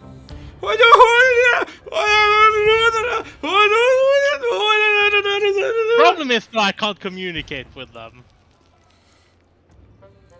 So... You're a druid, you can try to learn their language. I suppose? Yeah, you mean for like the... For level 3. Yeah. Do goblins count as woodland yes. creatures? They do? Yes. Okay. They're technically fae. True, true.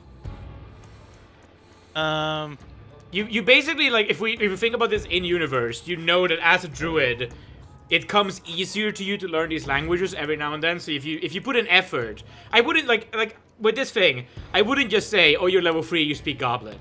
It's more like you get a slot, and if you're then whatever you're then exposed to, you learn quickly. Is sort of the way I'm going to rule it, the language learning. Yeah, sure. I think like as he's like that, I take a moment to consider, and then I just kind of like wave him off like this. He looks up. He takes like 5 steps back, then falls to his knees. Oh, you do.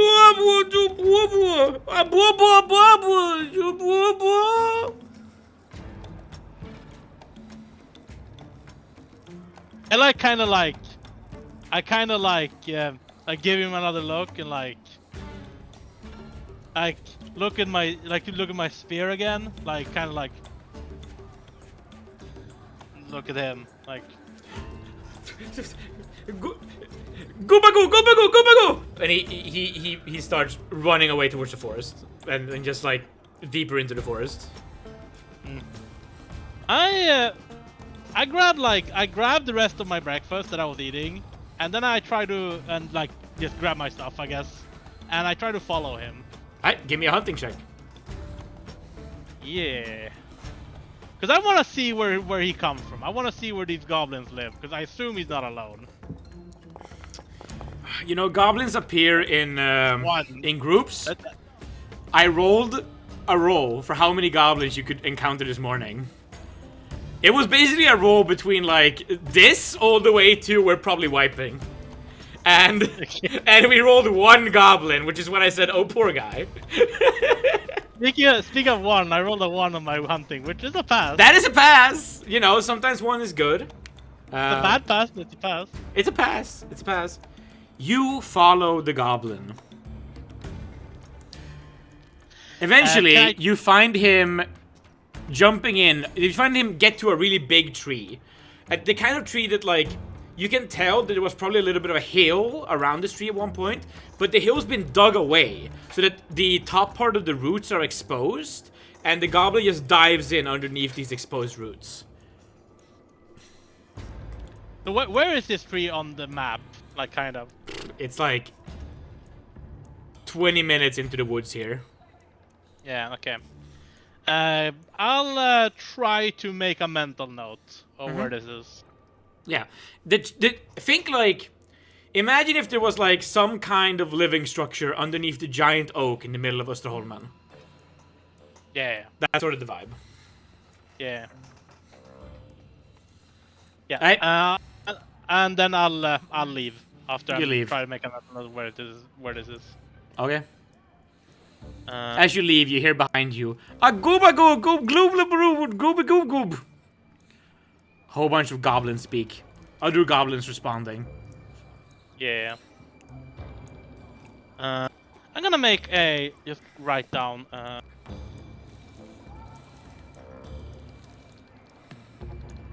gonna write down locations of note in the nice woods. Sure, you can draw a little dot there if you want. It's I guess we can do the that. pen is a little bit thick for all the things you want to draw here, though, because the region is so small on the map. Yeah. Because we're literally like looking at an entire country map. Yeah. I guess I'll just draw a tiny little circle. Yep. That is very big. Yeah, it's good enough. Wait. No, let me. Fuck! I keep drawing more stuff. Wait, hold on. Wait, did I draw something else? No, you just move the circle. The dot. The dot's fine. What? I'm drawing something else here. Oh, now you did. Dot. Draw another dot. Anywhere. Yeah. And now you just change from the drawing tool to the select drawings tool. The square. Yeah, that's what I did at the end. But I've been very bad about like keeping the thing that's when this happened. What the fuck? Oh my god. I'll make you a little thing. Whoa. Actually, maybe I just want to do like free drawing. There's a. Gotta do this dot.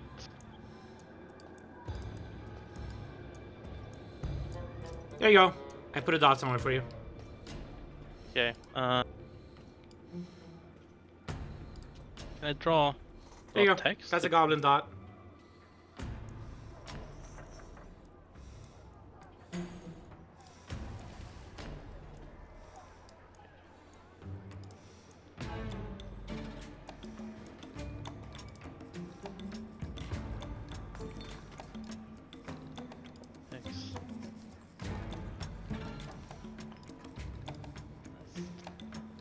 That's a flower dot. Wow! Text big. Wait, can't see the text. Oh wait, yes I can. This was just very big. Yeah. I made some dots. Let's not have the text. You can just write that down. Well, let's just have the dots, okay? Yeah. Okay. So we got a goblin dot, we got a monster den with spiders dot, and we got a big scary flower dot. There was a wolf pack as well, I guess. Yeah, but those are more mobile. Yeah, true. Nest, spider den, plant, monster. Yep. I think these dots are pretty well positioned. Yeah. This one's probably a little bit too far out. It probably is a little bit further towards the edge of the forest. Yeah. Cool. So after that, I'm gonna try to, cause I'm starting to get low on rations. I have for a few more days, but I want to stock up because I want to try to explore more the hills to see if there are, if I can find any people. Okay, cool. Any hill people. So I want to stock up a little bit. So I'm gonna go on a hunt. Okay. Let's go on a hunt. So hunt up the hills rather than the forest? No, I'm hunting in the forest. I'm still in the forest. Okay, sure. But I'll probably head to the hills tomorrow if I don't have time today. That's fine. 8. That's a pass.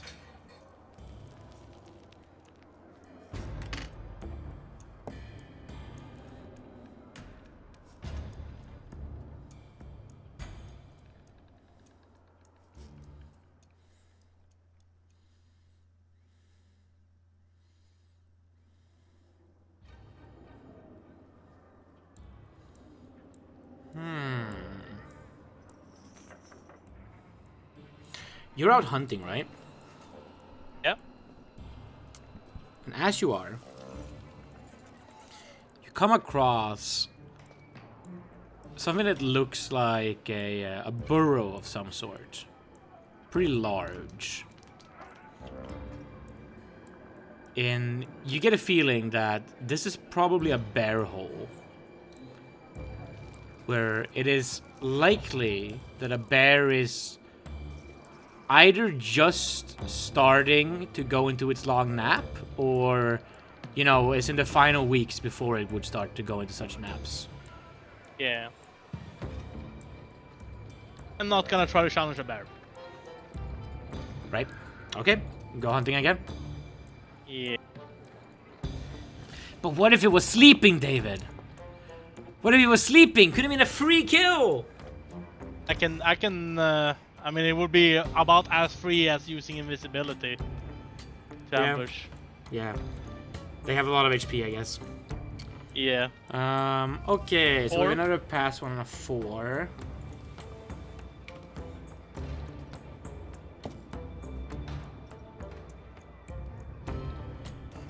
You find a squirrel. That's like a midnight snack. I'm trying to stock up here, so it's by our system, it's half a day of rations. yeah, nah, I'll just leave it. That's more effort than it's worth. That's another half hour spent. Yeah. I'm using your hunting checks to determine where to look on my encounter list. That's a fun system. Sure. That's nice. Ooh. That one. But that's still a pass. It is a pass. You will find something. Oh, yes. Finally! You find another burrow. This one is smaller than the bear burrow. Oh no. You recognize this. Oh no. You sense a flash from a different life. As out from the burrow, probably out to gather some food for the day, comes a badger. I get this primeval urge to seek revenge against the badger for some reason. Well done. I'm good. How far away am I? The badger's not surprised, so we're rolling full distance. So just give me D100.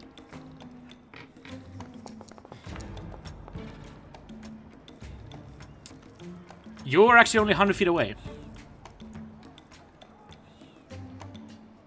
Wait, my movement when attacking is how much? 60. 60, okay. Should I use invisibility on this? Try to sneak attack it. That's a much better plan than whatever William did. Yeah, I do have 2 invisibility animals prepped, so yes, I'm gonna do it. I'm gonna be smart about this. Let's go! We're getting over the PTSD. Yes. Once so I cast. I have to change the music. It's time to no longer play funny haha goblin music. Because it's time to have... Okay, where's my... Okay. Combat, boss fight, end game. Yes. I rub myself with some holly leaves and make myself invisible to animals. Okay. And I start walking up to the badger. Famous last words.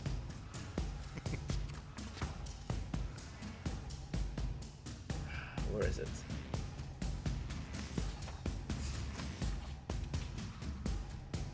There it is. 1 hit die plus 2. Invisible, you walk up to the badger.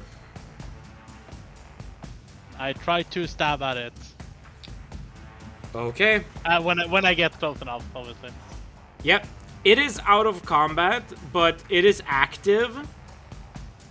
So you can't fully, like, 100% aim. I'll give you a +4 plus back attack +6 to hit. +6. It is AC 16. Alright, let's roll initiative. Oh, dude, my attack roll. I rolled 2 nat 20s and everything else has been shit. My attack today. Oh boy. I think one of those crits was actually a nat 18, but still. Okay. I did roll 2 nat 20s though. Yep. Badger. Riodon. Initiative. I'm gonna try to stab it again. Okay, stab it.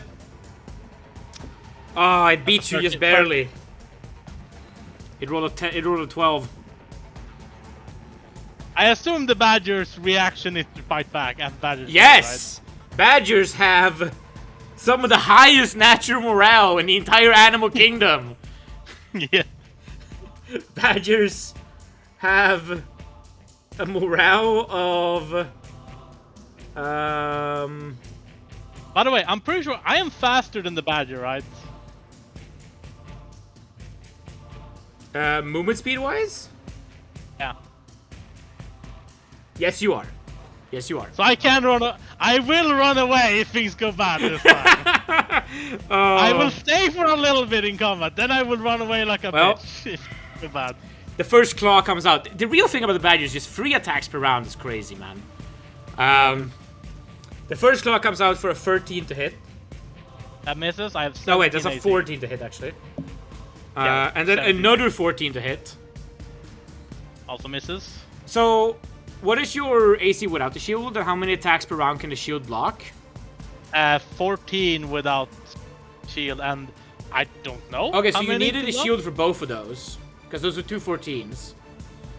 Yeah. What size shield do you have? You have a medium one, right? Medium shield, yeah. Yeah, so that's 2 attacks per round. So the third attack you will have 14 AC, and that comes after your turn, because the bite is after your turn always, because it's an extra attack. Okay. So give me your attack. I don't have any attack modifiers now, right? Just. No, you don't. None. Just roll a 16 or better. You don't. 15. God damn it. Close enough. And here comes the third attack from the badger, for a 6 to hit, so not a hit. Okay. Well, we fight again. We fight to the death. Actually, we don't. I'm gonna run away like a bitch if things go bad. Well, the badger gets a 13 on initiative. 6. I get 16, so... Okay, badger goes again. So 17 AC for two hits that are between that are blocked. Yeah. First attack is just a 5. Second attack is a 7. Not good enough. Your turn.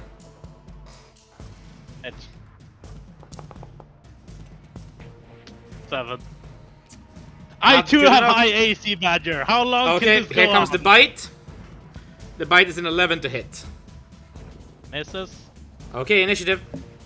We fight again. Badger goes at 7. That'll beat me. Yeah, I go 8. Yep. You know, you would have beaten its other rounds with that 8. Badger goes with a 16 to hit. That's blocked by your shield. Yeah. And then a 9 to hit. So you're still fine. Yeah. We go to Riodon. Yeah. This is a battle to end all battles. This is the... Oh! That's a 20, baby! Oh! I hit the bat! Is that a crit, or is it just normal? That does not clear by 5s. It's just normal damage. Okay. Okay, David. You could one-shot it here. D6. Oh! It's dead. You got it. The badger has been defeated. Speech. I want to thank the dice for actually not killing me this time. I want to thank William for his sacrifice in that one that made me more wiser to the badger's ways. Yeah, that's about it. I want to thank Riodon for not dying. Oh my god. You get the 5 days rations. Is it 5 days rations? It's a roll of the hit die. Oh wait, it's 7 days, because it's hit die rations. It has 1 hit die plus 2 HP. So I rolled a 5, so that's 7. Okay, that is nice. That is how we've been rolling it. Triumphantly, I pick up the badger and go to. You feel like you've taken a revenge for something that never happened to you. Yeah. Oh. See, yes, I have 10 days of rations now. They're beatable. They are beatable. Oh my god. The final boss.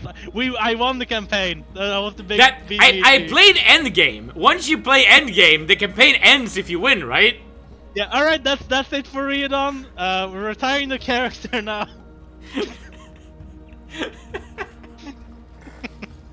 Oh. Let's do something here. Let's do something here to end the session. Riodon gets his food for the day. Yeah, and I probably eat lunch immediately after this as well. Oh yeah, give me a grub check. Oh yeah, for Badger. That's yes. True. What dice is that? Is it D20? Yeah, it's just a skill check against your stat, just like any other stat check. 2, so I quite like Badger. You quite like Badger. It's not as good as Stag. You loved Stag, but Badger's, it's passable. You enjoy Badger. Yeah. It's much better than Beaver. It feels extra sweet on a motivational level. Right, for Riodon, who has so much history with Badger.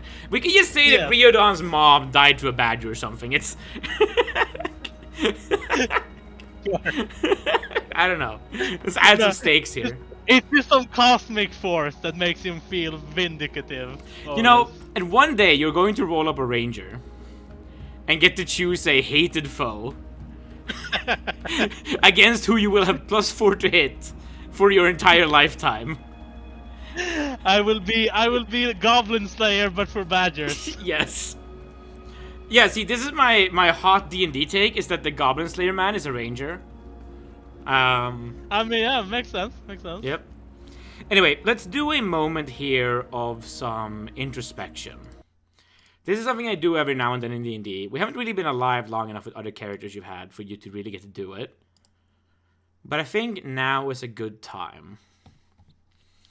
So, Riodon, you have been journeying around here.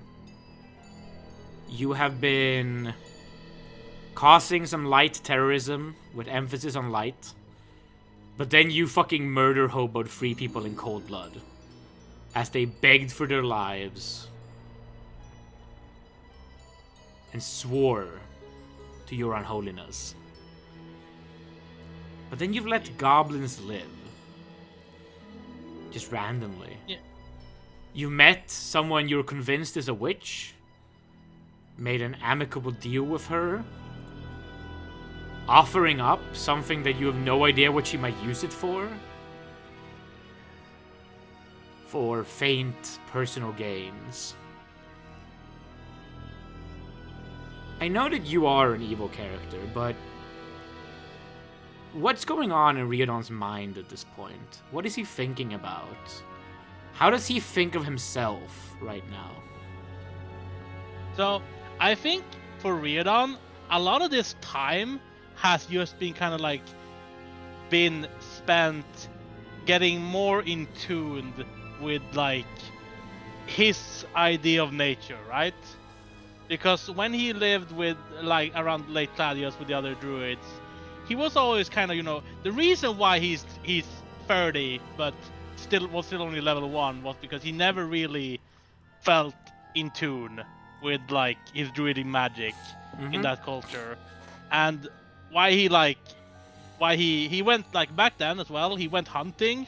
Basically the first thing he did when he was a bit upset, because that's when he feels most in tune, And having lived on his own now for a while and having spent a lot of that time hunting and just being in nature, scouting around, that's he feels himself growing. He feels himself getting more powerful. And kind of this is the lifestyle he was always meant to have. Is you growing more powerful evidence that you're doing the correct thing for your life? That is what he feels. Yes. He take that as proof. As this is, as I said, this is the lifestyle he was always meant to have. No, none of that hippie stuff back home. If you get XP from it, it was correct. Sure. Yeah. As for the witch, I mean, that's again, we made a deal, what's it called? An exchange? Not an exchange. A transaction. transaction, exactly. And that feels general like that's one of the more trustworthy things, you know. And as for like what she uses it for afterwards, it's not really any of Riodon's business. Like unless she decides to use it on him, which he doesn't think she will, probably. I mean, she could, but he doesn't think she will. Then like it's whatever. And in fact, since she made it sound like she's not very well liked by civilized folk, if she does use it against Kagium or something, then I mean that's in line with Riodon's goals. So sounds like a good deal. And then with the cold blood and the goblin murder, the goblin letting the goblin go was because, as I said, not much gain in killing it, and goblins could be potential pawns for later, which is why he followed it and made sure to know where they live. Especially if this goblin feels indebted to him now, and that could be leverage to use later, and potentially use these goblins for his real goals. While the murdering in cold blood, that was, I mean, that was kind of just, you know, because they were, as I said, they were traveling to Valles. They were probably gonna report about him. And that was especially obvious when they were talking about the sheep and stuff. And he kind of like made this, you know, he was a bit of a rascal, as you said, like to get like a bit of a stir. But then, you know, people going missing, going into the hills, never coming back. Someone's potentially finding them in the hills, dead. That's probably gonna create even more unease. And after doing this, it felt kind of good. So he might reconsider the whole like starvation thing, and might just go full murder hobo on the rest to just, you know, because I mean because that will be, you know, then there won't be any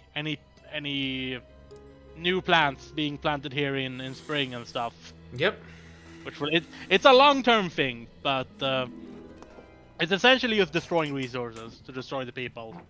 People are a resource. So that might be, yeah, exactly. So that might be a better way to go. It's a lot more straightforward as well. Yep. So he's considering doing that. He's considering being a murder hobo. Yeah, against these farmers. Yeah. Because the whole idea on the whole like mid-term goal, I guess you can't say it, is to make Valles a hellhole to live in. Yeah. Like he wants people to be afraid. He wants them to be uneasy, potentially cause problems on their own because of this internally, and you know just ruin it as a society. Valles is the testing ground because it's a smaller place, but it's still in Kagium's sphere of influence, you know. Yep, for sure. It's the primary military outpost of Kagium. Yeah. So yeah, that's about the mind space he is in right now. Riodon. Well, I say primary military outpost of Kagium, even though there's not actually a lot of troops there. It's more that like once upon a time it was the primary military outpost of Kagium, and now the Kagium controls lands much further away.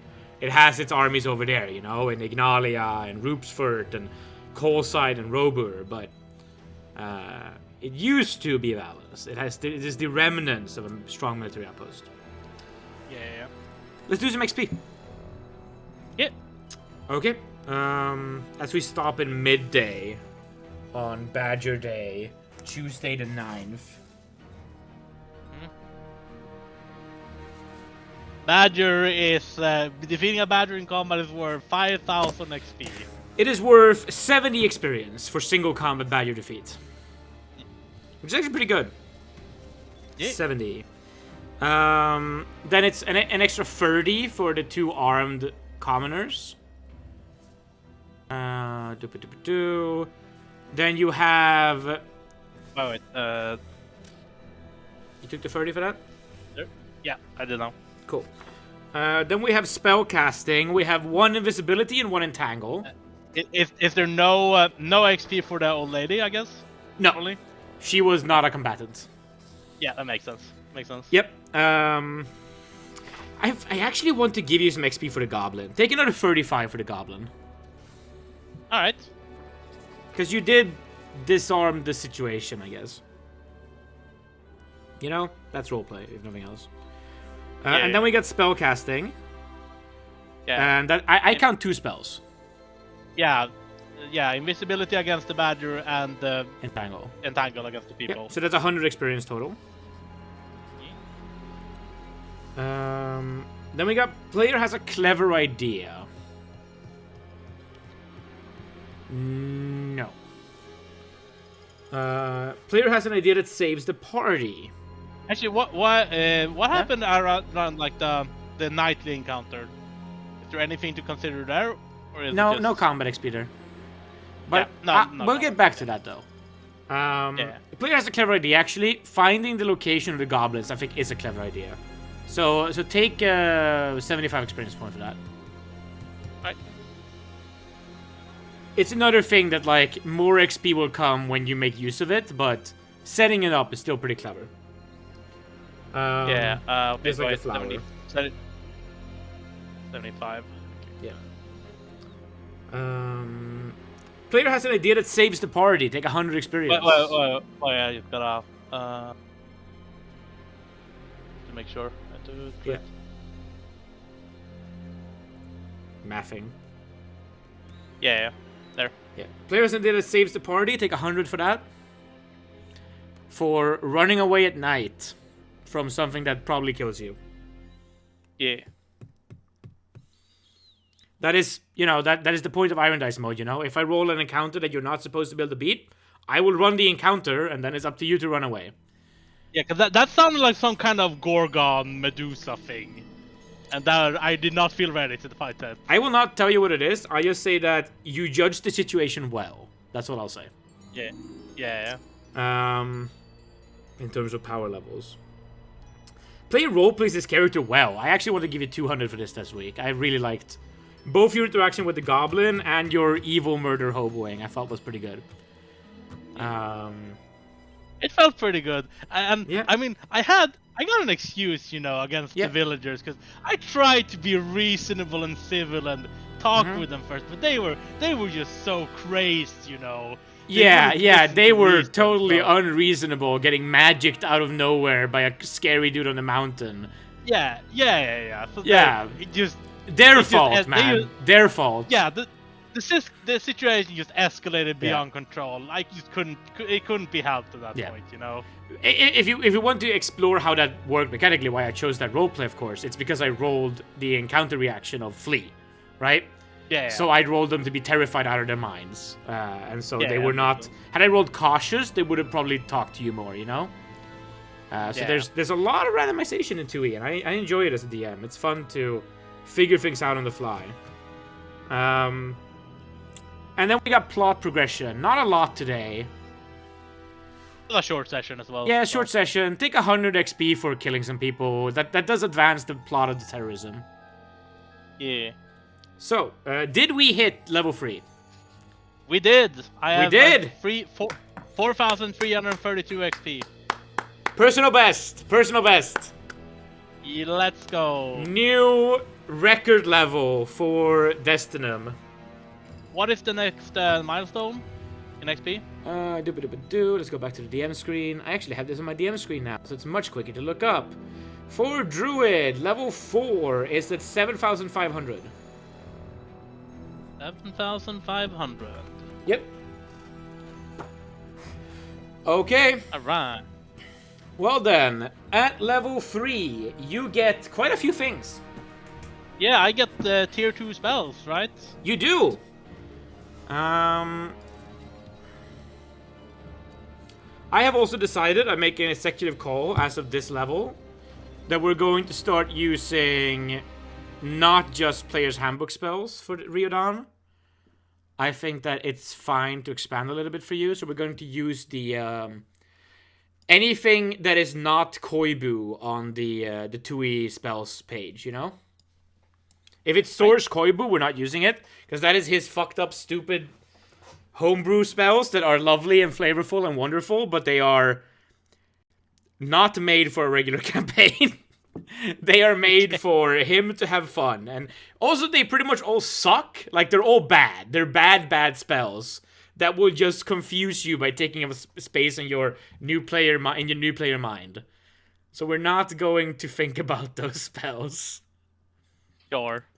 Like, I think he has something called, like, Dust of Attractiveness. That it's silly. Reverse Gravity Orb, which is like a bounce ball or something. I don't know. It's super silly. So before we start doing spells, yes. What about everything else? I need to roll HP. Yes, we can start with HP if you want. Yeah. Well, is it a? Wait, what is it? D8? D6? It's a D8. Yeah, D8. I get 2 max HP. Hey, you've been rolling pretty good HP on this character. You had this coming. Yeah. I thought it was fair enough. I'm at 12 HP now.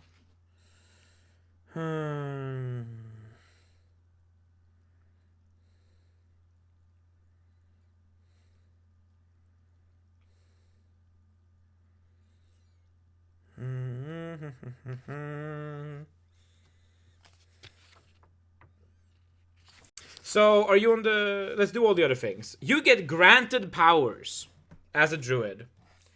I think this is why I actually did that little introspection section, because this comes from your new connection with nature that you've found. Let me turn on some level up music here. I always like the stoic tracks for this. Yeah, Russian Winter is fantastic, as always. You can identify plants, animals, and pure water with perfect accuracy in all cases. There. You magically know what every plant is, what it does. Same thing what every animal is, and you can identify if water is pure or not. Where do I find on the purple worm? Where do I find the granted powers? Go to just chapter 3 classes, and then go to the druid. And it's just in the text. Player's Handbook, chapter 3, druid. I want to find it on the worm though. It's easier. Yeah, this is in the worm. On the worm, you can open the Player's Handbook. Oh, all right. And then yeah. chapter 3, and then the druid. Yeah.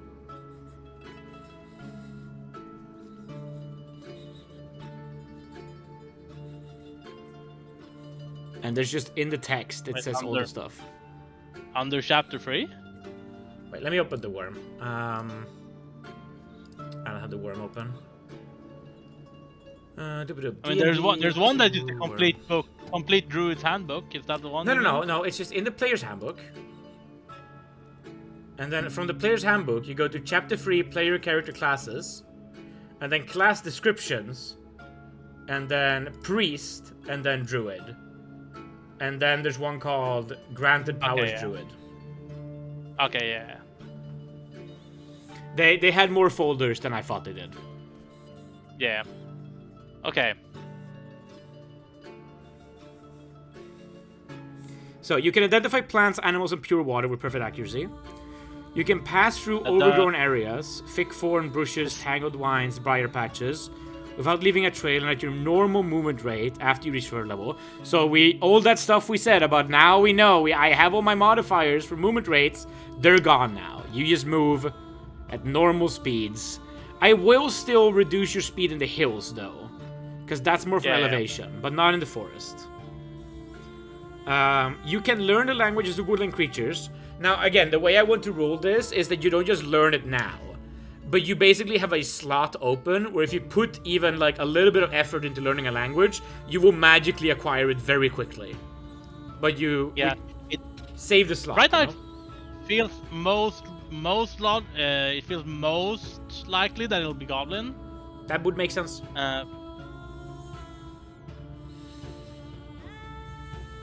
Yeah.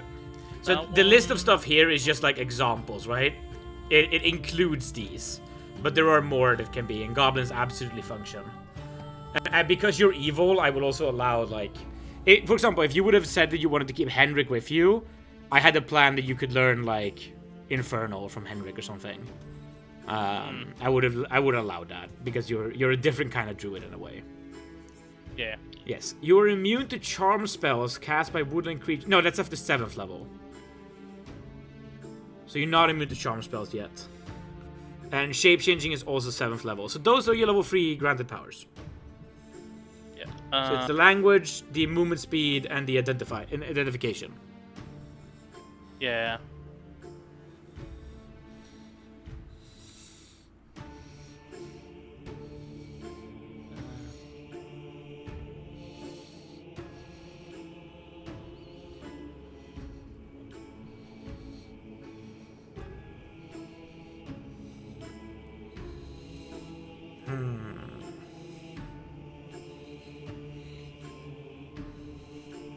Okay.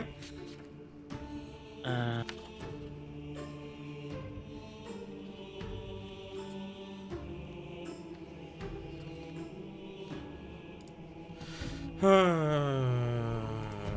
we got cleric spell progression. Yeah, you don't gain any first level spell slots here. You just gain a second level one, and only a single one. Yes, I can learn level -2 languages of woodland creatures essentially. Yeah. That I can one more every time I level up above. Yep. Exactly. Yeah. All right. Yeah, those 3. Then some nice stuff. Yep. A bunch of ribbons mainly, but they're pretty cool ribbons. Yeah. And then we got the spell progression. So you get a second level spell slot, but only one of them. Yeah. Let's see. The bonus spells are only first level? Question mark. If it says so. Yeah, first 2 times. Yeah. Yeah. Yeah. If you have 15 Wiz, you get second level spells, bonus spells as well. So I have. So right now I have. Do I have 5 level 1 and 1 level 2, or is it 4 level 1s and 1 level 2? 4 level 1, 1 level 2. Because your bonuses don't increase. You already had 2, and you keep 2.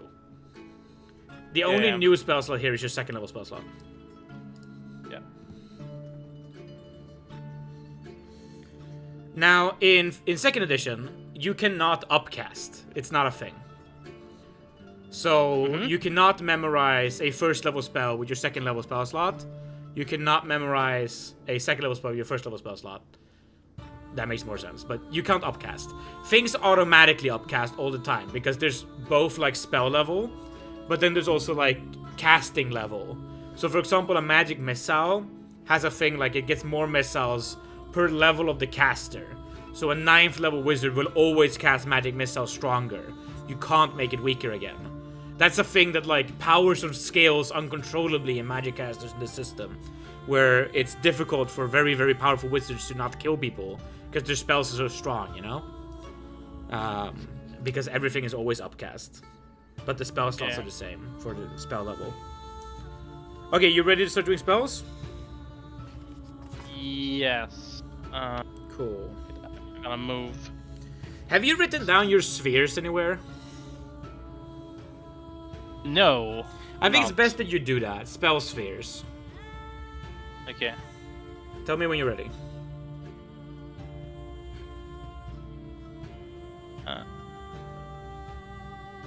Okay, my spheres are... All? It's a sphere called all. All? One sphere is called all. A-L-L. Yes. Okay. Yeah, okay. Animal. Animal. Elemental. Soul. Healing. Healing. Plant. Plant. And weather.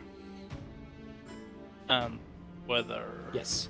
So what you can do now, on the second edition spell system, spell page, you see how it says, like, spells by sphere? At the top? Yeah. So if you click all, Yeah. that will give you all the spells that are in the clerical sphere all. Yeah. And what you can do here is you can just, because we're increasing the spells past just the player's handbook, if there's a first level spell here you don't have yet, you can take that too. But just like note down anything that is level 1 or 2 here. Okay. So that should, if my counting is correct, add Chant, Mystic Transfer, and Sanctify. Right? Yeah, should be the ones, yeah. Because all the other ones were in the player's handbook, so you already had those. Yeah. And then we do the same thing for Animal. Yeah, alright, give me a... Yeah, just write these down. But yeah, we're just gonna do this for every sphere that you have access to. Yeah.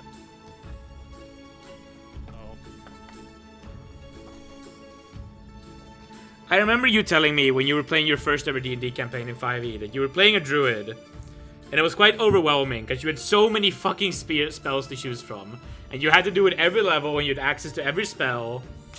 And now we're playing 2nd edition, and your first higher level character that is getting more spell slots, more spell levels, is a druid who has access to way too many spells that you have to choose between. I mean, the thing that then too is you get wild shape so early, and we started like at the level when I already had wild shape. Yeah. So, yeah, there's a lot of options there too. When you get shape change for 2nd edition druids, it is actually really, really good because it's a really strong heal. Is mainly what it is. It's a fantastic heal. And there's a first spell here in the animal that I don't have. Calm Animals. It's called. That's because you can see that it's from Spells and Magic, the expansion book. You can take that. Yeah. We're using that. We're using Spells and Magic rules anyway, because it's from the options series that I like. Remember how we're not really using the complete handbook series, but we are using the player's options series for expansion books. Okay. So Spells and Magic is good, and Tome of Magic is also good. I get Charm Person or Mammal. People are not mammals confirmed. Yeah. Messenger, Snake Charm, Speak with Animals. Yep. Yeah, those 4. Cool.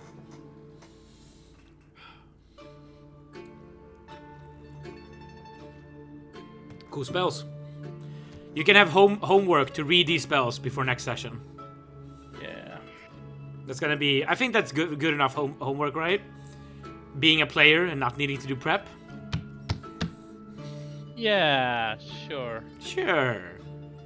It's doable compared to your poor DM who wrote a lot of tax documentation and realized that he needed a new town. Oh. Yeah, speak with animals. Okay, so now for the elemental school. Yes, so because this page doesn't have a full elemental, in the system it basically has like elemental is one category that it can split off. You just have all elements, so you have all 4 of these. Air, fire, water. Yeah, air, fire, water, exactly. So I get Dust Devil. Yeah, I think that's it, honestly. Air. Yeah, that's the only one from air. Dust Devil is like a core 2nd edition cleric spell. Dust Devil is really good. I don't have Wind Column written down, so I will add that. Yep, add it. At the first level. Yeah, it's for Spells and Magic, that's why you don't have it. Elemental Earth. Yep. Strength of I Stone don't have you pure... get. I get, yeah, that's the first level too, though. Yep. You get Purify Metals and Strength of Stone are first level, and then it's Soften Earth and Stone as a second tier. Yep.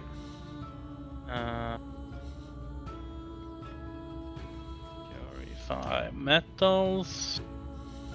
I'm adding a lot of stuff now all of a sudden. Yep. It's because we're both adding expansion books and a level.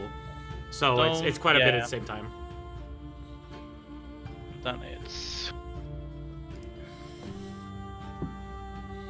That's why I'm telling you to take a week to read these spells. Stone, yeah. You get first level spells here too on the... Yeah, and then there's elemental fire. Yeah. You get all the first levels and all the second levels here. Yeah. Oh boy, it's time for heat metal. Oh boy. We have fire, light.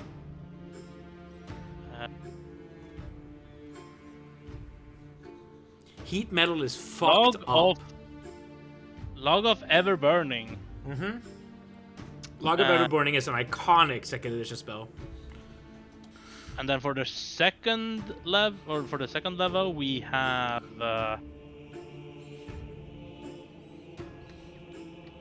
Fire Trap. Yep. We have Flame Blade. Yep. My god, it's a lot of second level. Yep. We have, the one you were just ranting about. Heat metal is a spell where if you had that 2 sessions ago, you win that fight. Against the fighter, you mean? Yes. True. Heat metal is like it's an execution spell against anyone wearing armor. It's fucked up. It's so much damage. It's so fucking much damage. And then we have Produce Flame. Yeah. Unless they cut their armor off, which is permanently destroying it, unless they get it fixed by a leather worker. Because you can cut the straps on plate armor and stuff like that, you know? But then they can't put it back on again. And then we have the Elemental Water. Yep. The elemental spheres got massively expanded in the expansion books. That's why these also have so much stuff in them. Great Water I do have, actually. And then there's Water to Wine. What the fuck? It just requires my holy symbol. What the fuck? Yep. Time to make wine. That's silly. UNF. That's funny. UNF. UNF. To wine. Yep. And then for second, there's Watery Fist. You know, when you gotta fist a wet place. Yeah, it sounds like with all the fire stuff, it sounds like I'm actually getting like damaging spells now. That joke is so much worse when you don't laugh at it. God damn it. What do you even say? I barely paid attention. I said when you gotta fist a wet place. Okay, yeah. Then we have healing. Yes. Oh, I get Cure Moderate. Ooh. Second tier. 1d10 plus 1 points of damage? That's pretty good. Yeah. And then I also get Slow Poison. Ooh, that's a very good spell. That is that is like the way to deal with spiders in 2nd edition. Yeah. You did mention that the other last session, I think. That was it for healing. Then we have plant. Mm-hmm. Quite a few things here. Let's go trace. Heal along. Yeah, I have all those. Then we Icy Goodberry. Yes, Goodberry is very different in 2nd edition. It's a very different spell. Bark Skin. First Bark Skin, then we have Goodberry. Yes. Then we have Trip. Trip is a fucked up spell. Then we have Warp Wood. Yep, Warp Wood, exactly. And that was it. Warp Wood, also known as Teleport Penis. What the fuck? Not actually, but... Yeah, I get why. And then finally Weather. Yes. Fairy Fire, and yeah, only Obscurement, which is level 2. Which is a good spell.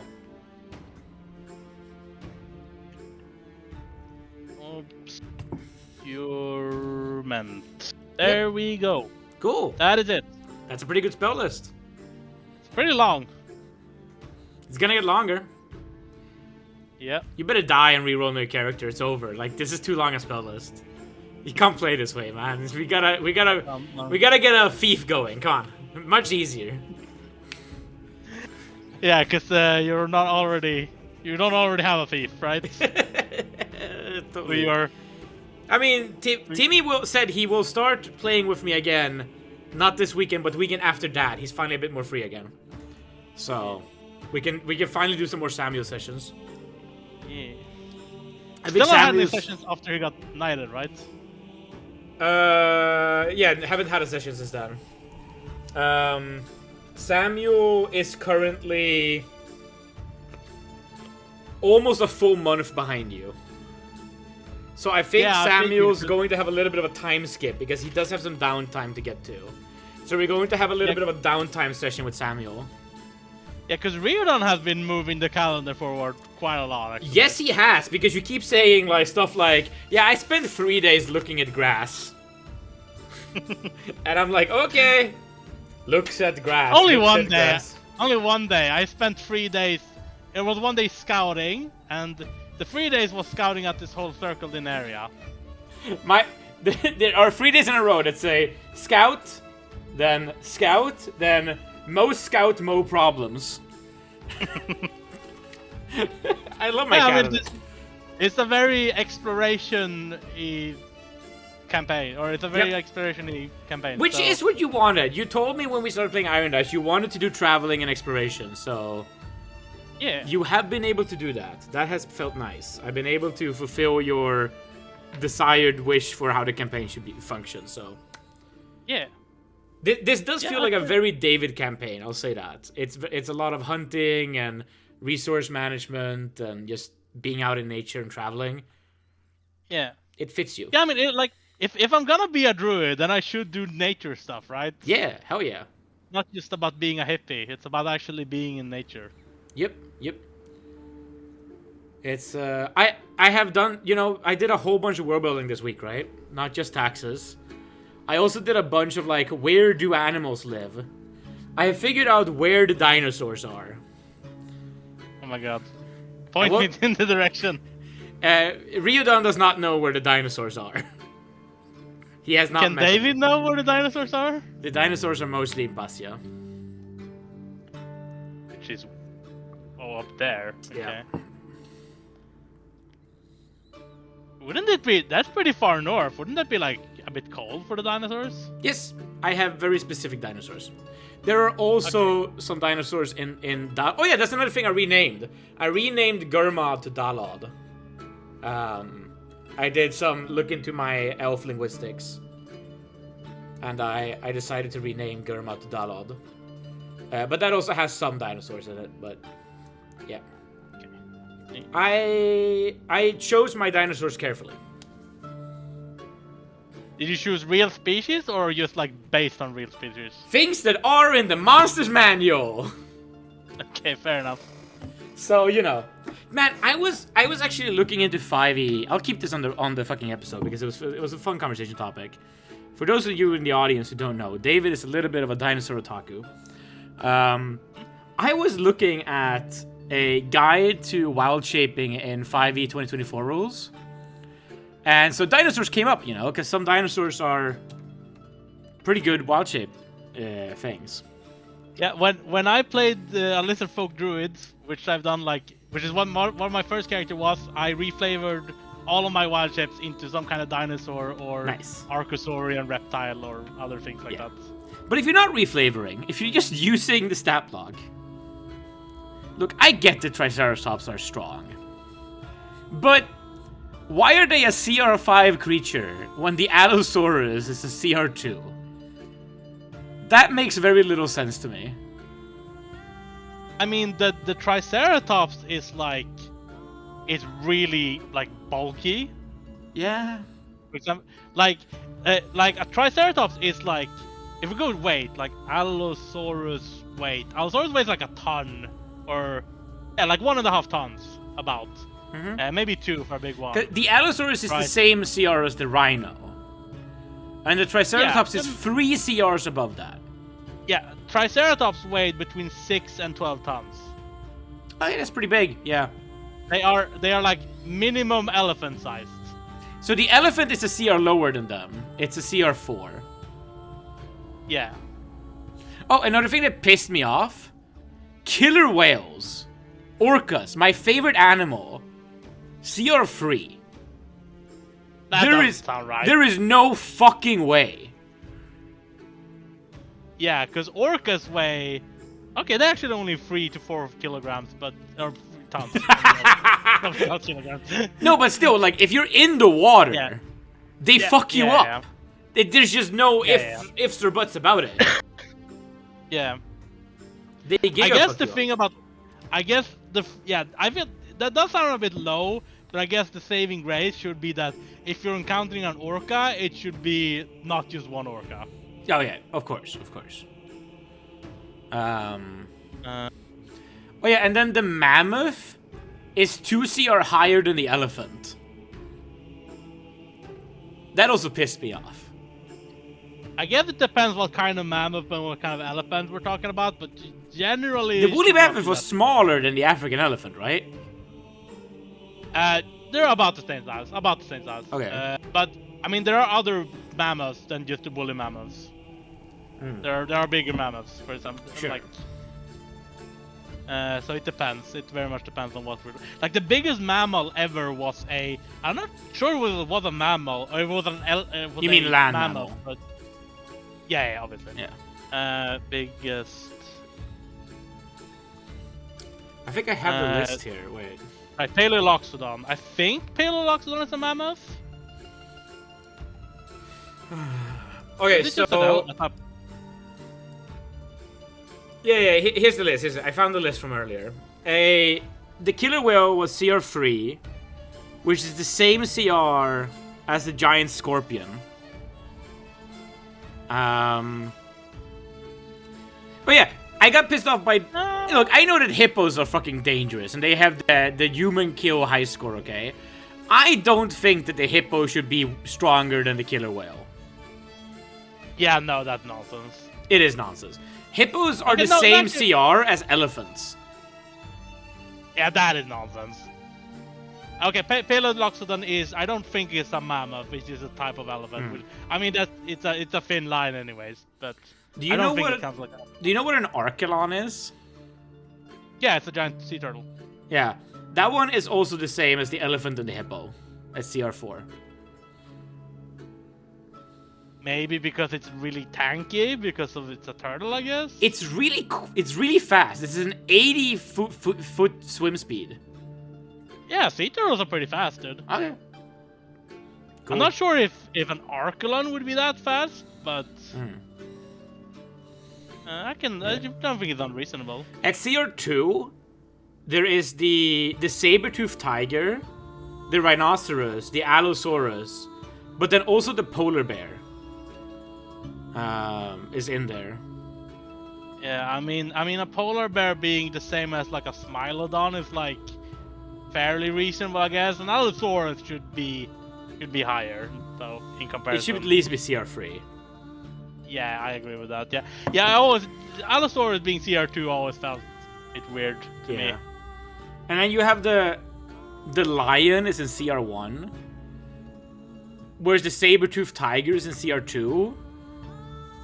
I don't know if I buy that. I would buy like a difference between the modern tiger, but I feel like the saber-tooth was a scrawny little bitch. You mean a Smilodon? No. Compared to like the modern tiger. Yeah, no, Smilodon, which is what I assume they mean by saber-tooth tiger, was bigger. Oh, really? They weighed like half a ton. Oh yeah. I guess. Or what the biggest species of... Okay, not half a ton, but like 160 to 280 kilograms, what it says. Oh, yeah, I guess that's more reasonable than I thought. Tiger, yeah. Tiger weighs apparently between 90 and 310, so 310 is like very upper echelon. So Smilodon weighs, about 50% more on average, probably. Yeah, Smilodon wasn't like much bigger, but it was bulkier. It was a lot bulkier. Because Smilodon's hunting technique was basically grapple the prey to the ground, and while it's immobilized, they use the canines to like finish him. Pierced neck. Yeah. Yeah, pierced.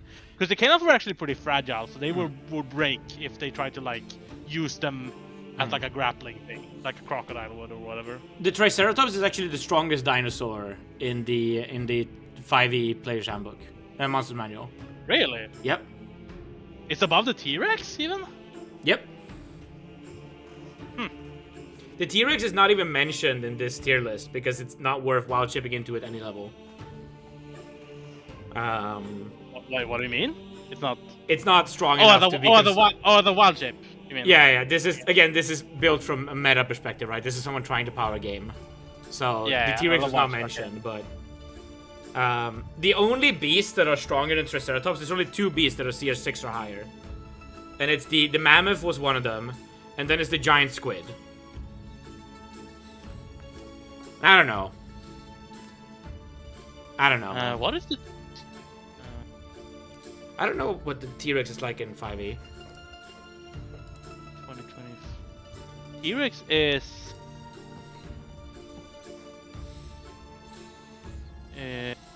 tier 8. Oh wait, it is that strong. Oh, I know why it wasn't in the video then. Because you can never wild shape into CR8. Yeah. Oh, yeah, okay, exactly. then That's it is stronger. Okay, then it is stronger. That's what I thought. Then it is stronger than the Triceratops. Okay, the Triceratops is the strongest dinosaur that you could ever wild ship into, which maxes out at tier 6. Yeah. That makes sense. Okay, let's see what the T-Rex can do in 2e. Big boy. Hey. Right. You cut out there, but T. We go to T. T. In the alphabet. No, not the skeleton, not the snake, not the sphinx, not the spider, not the... whatever the fuck that is. What is this tabaxi art, dude? Look at this sexy cat girl. Very sexy. Very waifu. That's great. By the way, we're still recording, right? Yeah, this is all part. This is bonus material. Yeah. We got the Tarrasque, the Thought Eater, the Tusloy, Titan, Trachine, Titan, Toad Giant, Triton Treant, Troll, Troglodyte. No T-Rex? Maybe it's Tyrannosaurus, so it's like at the very end. No, I got to the end of T. The final monster on T is Troll. Huh. Then there's the Unicorn and the Umber Hulk. Didn't have the T-Rex in Is it a Sweden. dinosaur? Oh yeah, there's a dinosaur page. Alright, there it is, Tyrannosaurus. It is 18 hit die.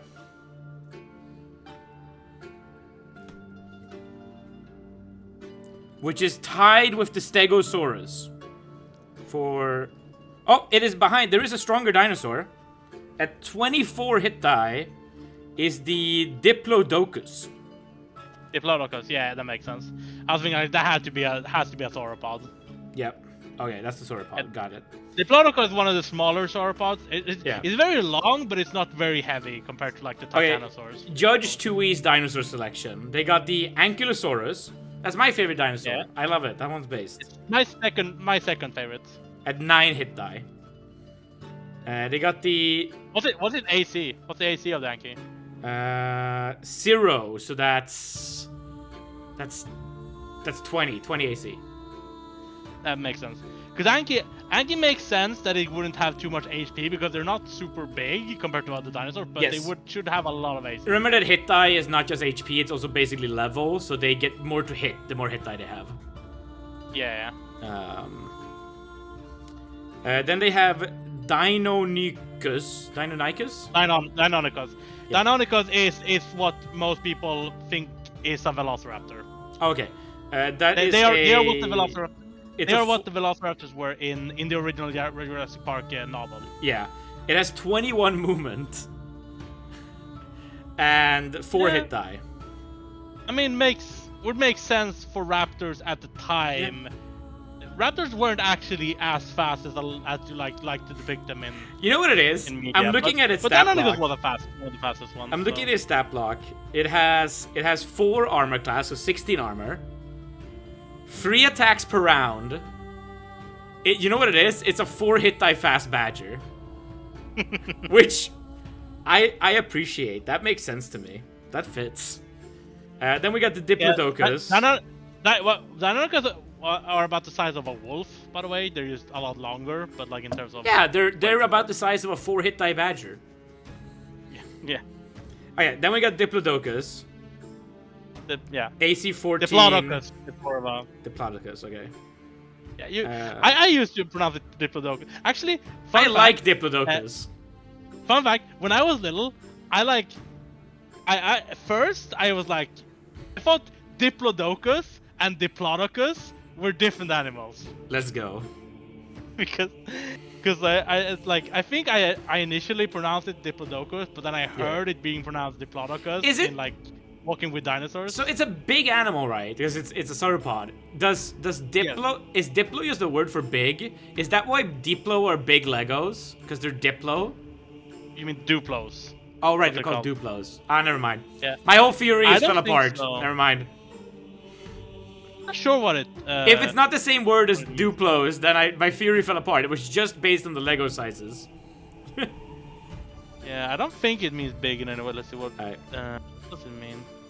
I want to keep rating their dinosaur selection, though. Yeah. Then we have a dinosaur I've never heard of. Which probably means that you're going to say, this is what you would know as a different name. This is the Elasmosaurus. Yeah, Elasmosaurus is not a dinosaur. It is a plesiosaur. It is the long-necked swimming things. Yeah, the Elasmosaurus looks like a snake with fins and a thick body. Okay, it's that one. It's the biggest one of those, cool. of the long-necked ones. That one is 15 hit die. Yeah, it's like 14 meters long, I think. Yep, here it says 50 feet long. Yeah. That adds up, yeah. The Diplodocus is 80 feet long. Yeah. Diplodocus is one of the longest dinosaurs around, so it makes sense. It's just not very heavy. It's just not very heavy compared to like similar length Titanosaurs, for instance. The next one they got is the Lambeosaurus. Lambeosaurus? Yeah, 20 foot long. I'm gonna read you what Dave wrote. Dave wrote... Oh, it's that one. This is a very common duck-billed dinosaur, bipedal with a flat snout. Yeah, it's a hadrosaur. It's like Parasaurolophus, right? Are these the egg eaters? No, these are the cows, the cow equivalent. Oh, right, those ones. The ones that always get wrecked by T-Rex or other predators, and they're always depicted as defenseless. Yep. Well, they are 12 hit dice, so. Yeah, this one is often in Jurassic Park. This one is often like seen like co-herding with Parasaurolophus. You know Parasaurolophus, right? Not by name. That's the one with the crest that goes back. Okay, yeah. The Tupcam. Yeah, the Tupcam, yeah.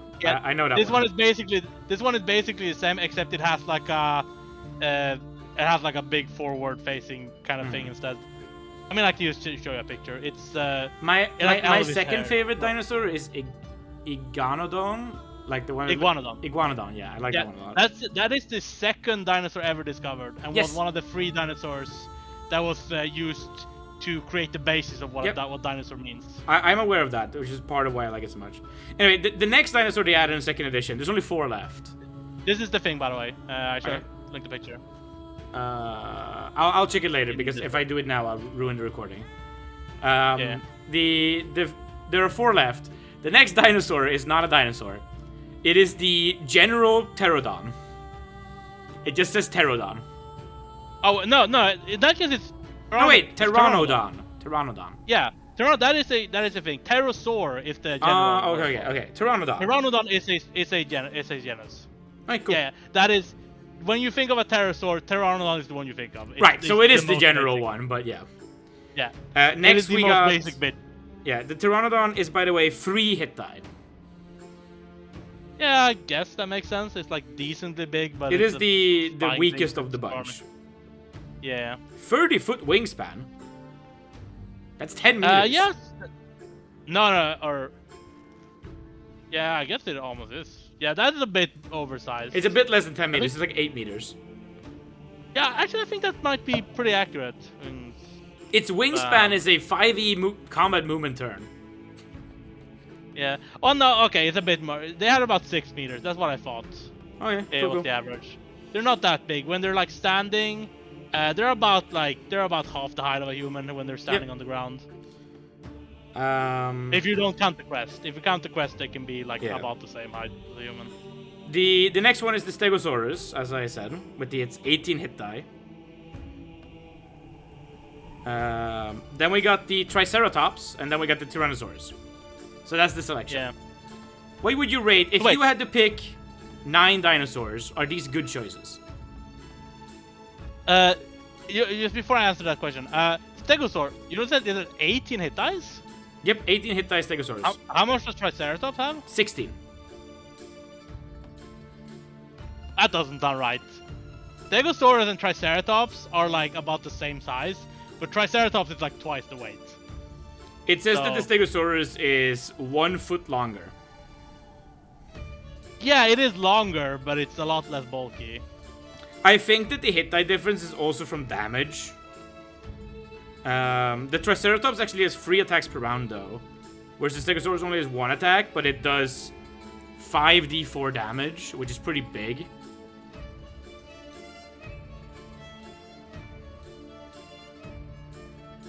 Yeah, Triceratops weighed around 5 tons. So, which is 1 ton lower than the lower end of. Maybe we didn't know that in 1989. Who knows? No, maybe not. Like dinosaur weights have always been very up for contention. So. Okay, so if I repeat, Ankylosaurus, Deinonychus, Deinonychus, Diplodocus, Elasmosaurus, Lambeosaurus, Pteranodon, Stegosaurus, Triceratops, Tyrannosaurus. Is this a good 9? I think it's a pretty good selection. Yeah, it covers ground of like the most iconic dinosaurs. They have obviously T-Rex, so a big theropod. They also have Deinonychus, a raptor, small theropod. I feel like Stegosaurus, Triceratops, Tyrannosaurus are like the ones you don't get away from. Yeah, there's a lot, but yeah, like the Triceratops, they have again iconic.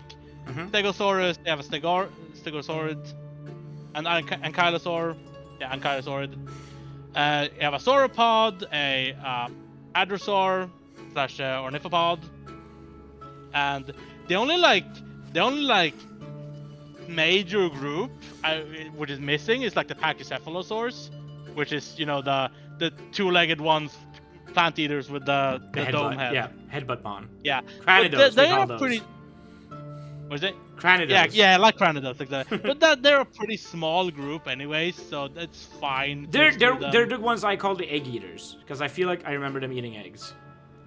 No, they don't. They're mainly plant eaters, although there are some fairly recent speculations that there might have been omnivorous. Okay. But no, the egg eaters, you're thinking of Oviraptor probably. Okay, probably.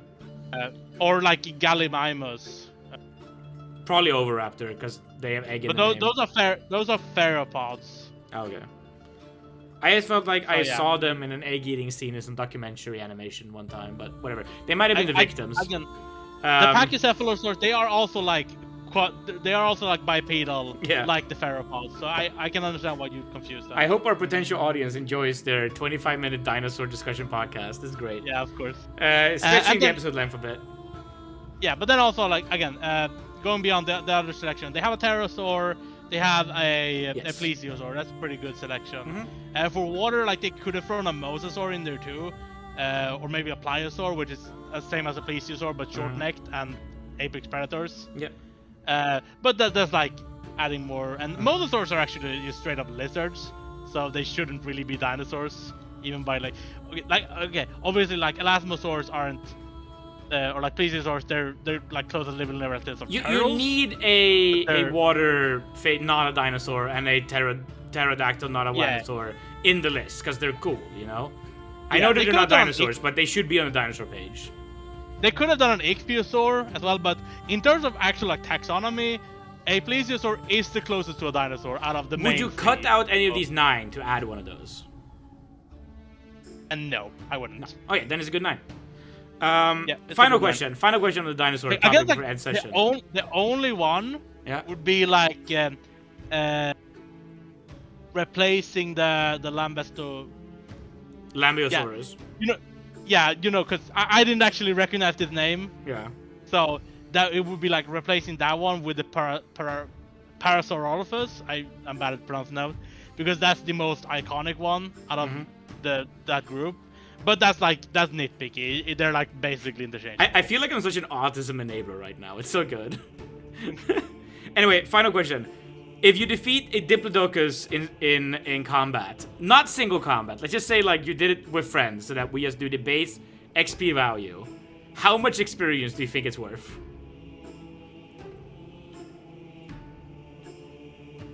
I mean, probably a lot because it has a high hit dice, but I would assume less than the T-Rex. Nope. It is just based on hit dice, so it is... Oh, okay. It's more than T-Rex. It is... If you divide the T-Rex into thirds, it has an extra third on the T-Rex. Okay. Well, I don't actually really know how the XP scaling works. So that's why I asked the question. I wanted to see how you think it works. How much do you think a 24 hit die creature is worth? I got like, didn't I get like 75 today for... Yes, remember that you get all your XP doubled for a single combat. Yeah, right. So like... The goblin would have been 35 XP. The badger would have been 35 XP. Yeah, how many hit dice did you say the Diplo had? 24. 24. Okay, so that should be. That is on scale with some of the dragons. Yeah, I guess that should be maybe like 700 to 800 XP, maybe. Right, so it's 16,000. 16,000? Yes. Oh my god. Remember that the gaps between levels get much bigger at higher levels, so you need bigger XPs at those levels to level up.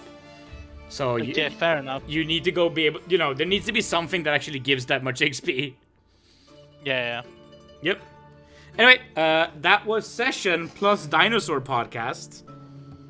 Yeah. Very fun. And as we always say here on Irondice mode, whenever I remember to say it, if I can remember my phrase, never fake gameplay, never re-roll. Irondice mode.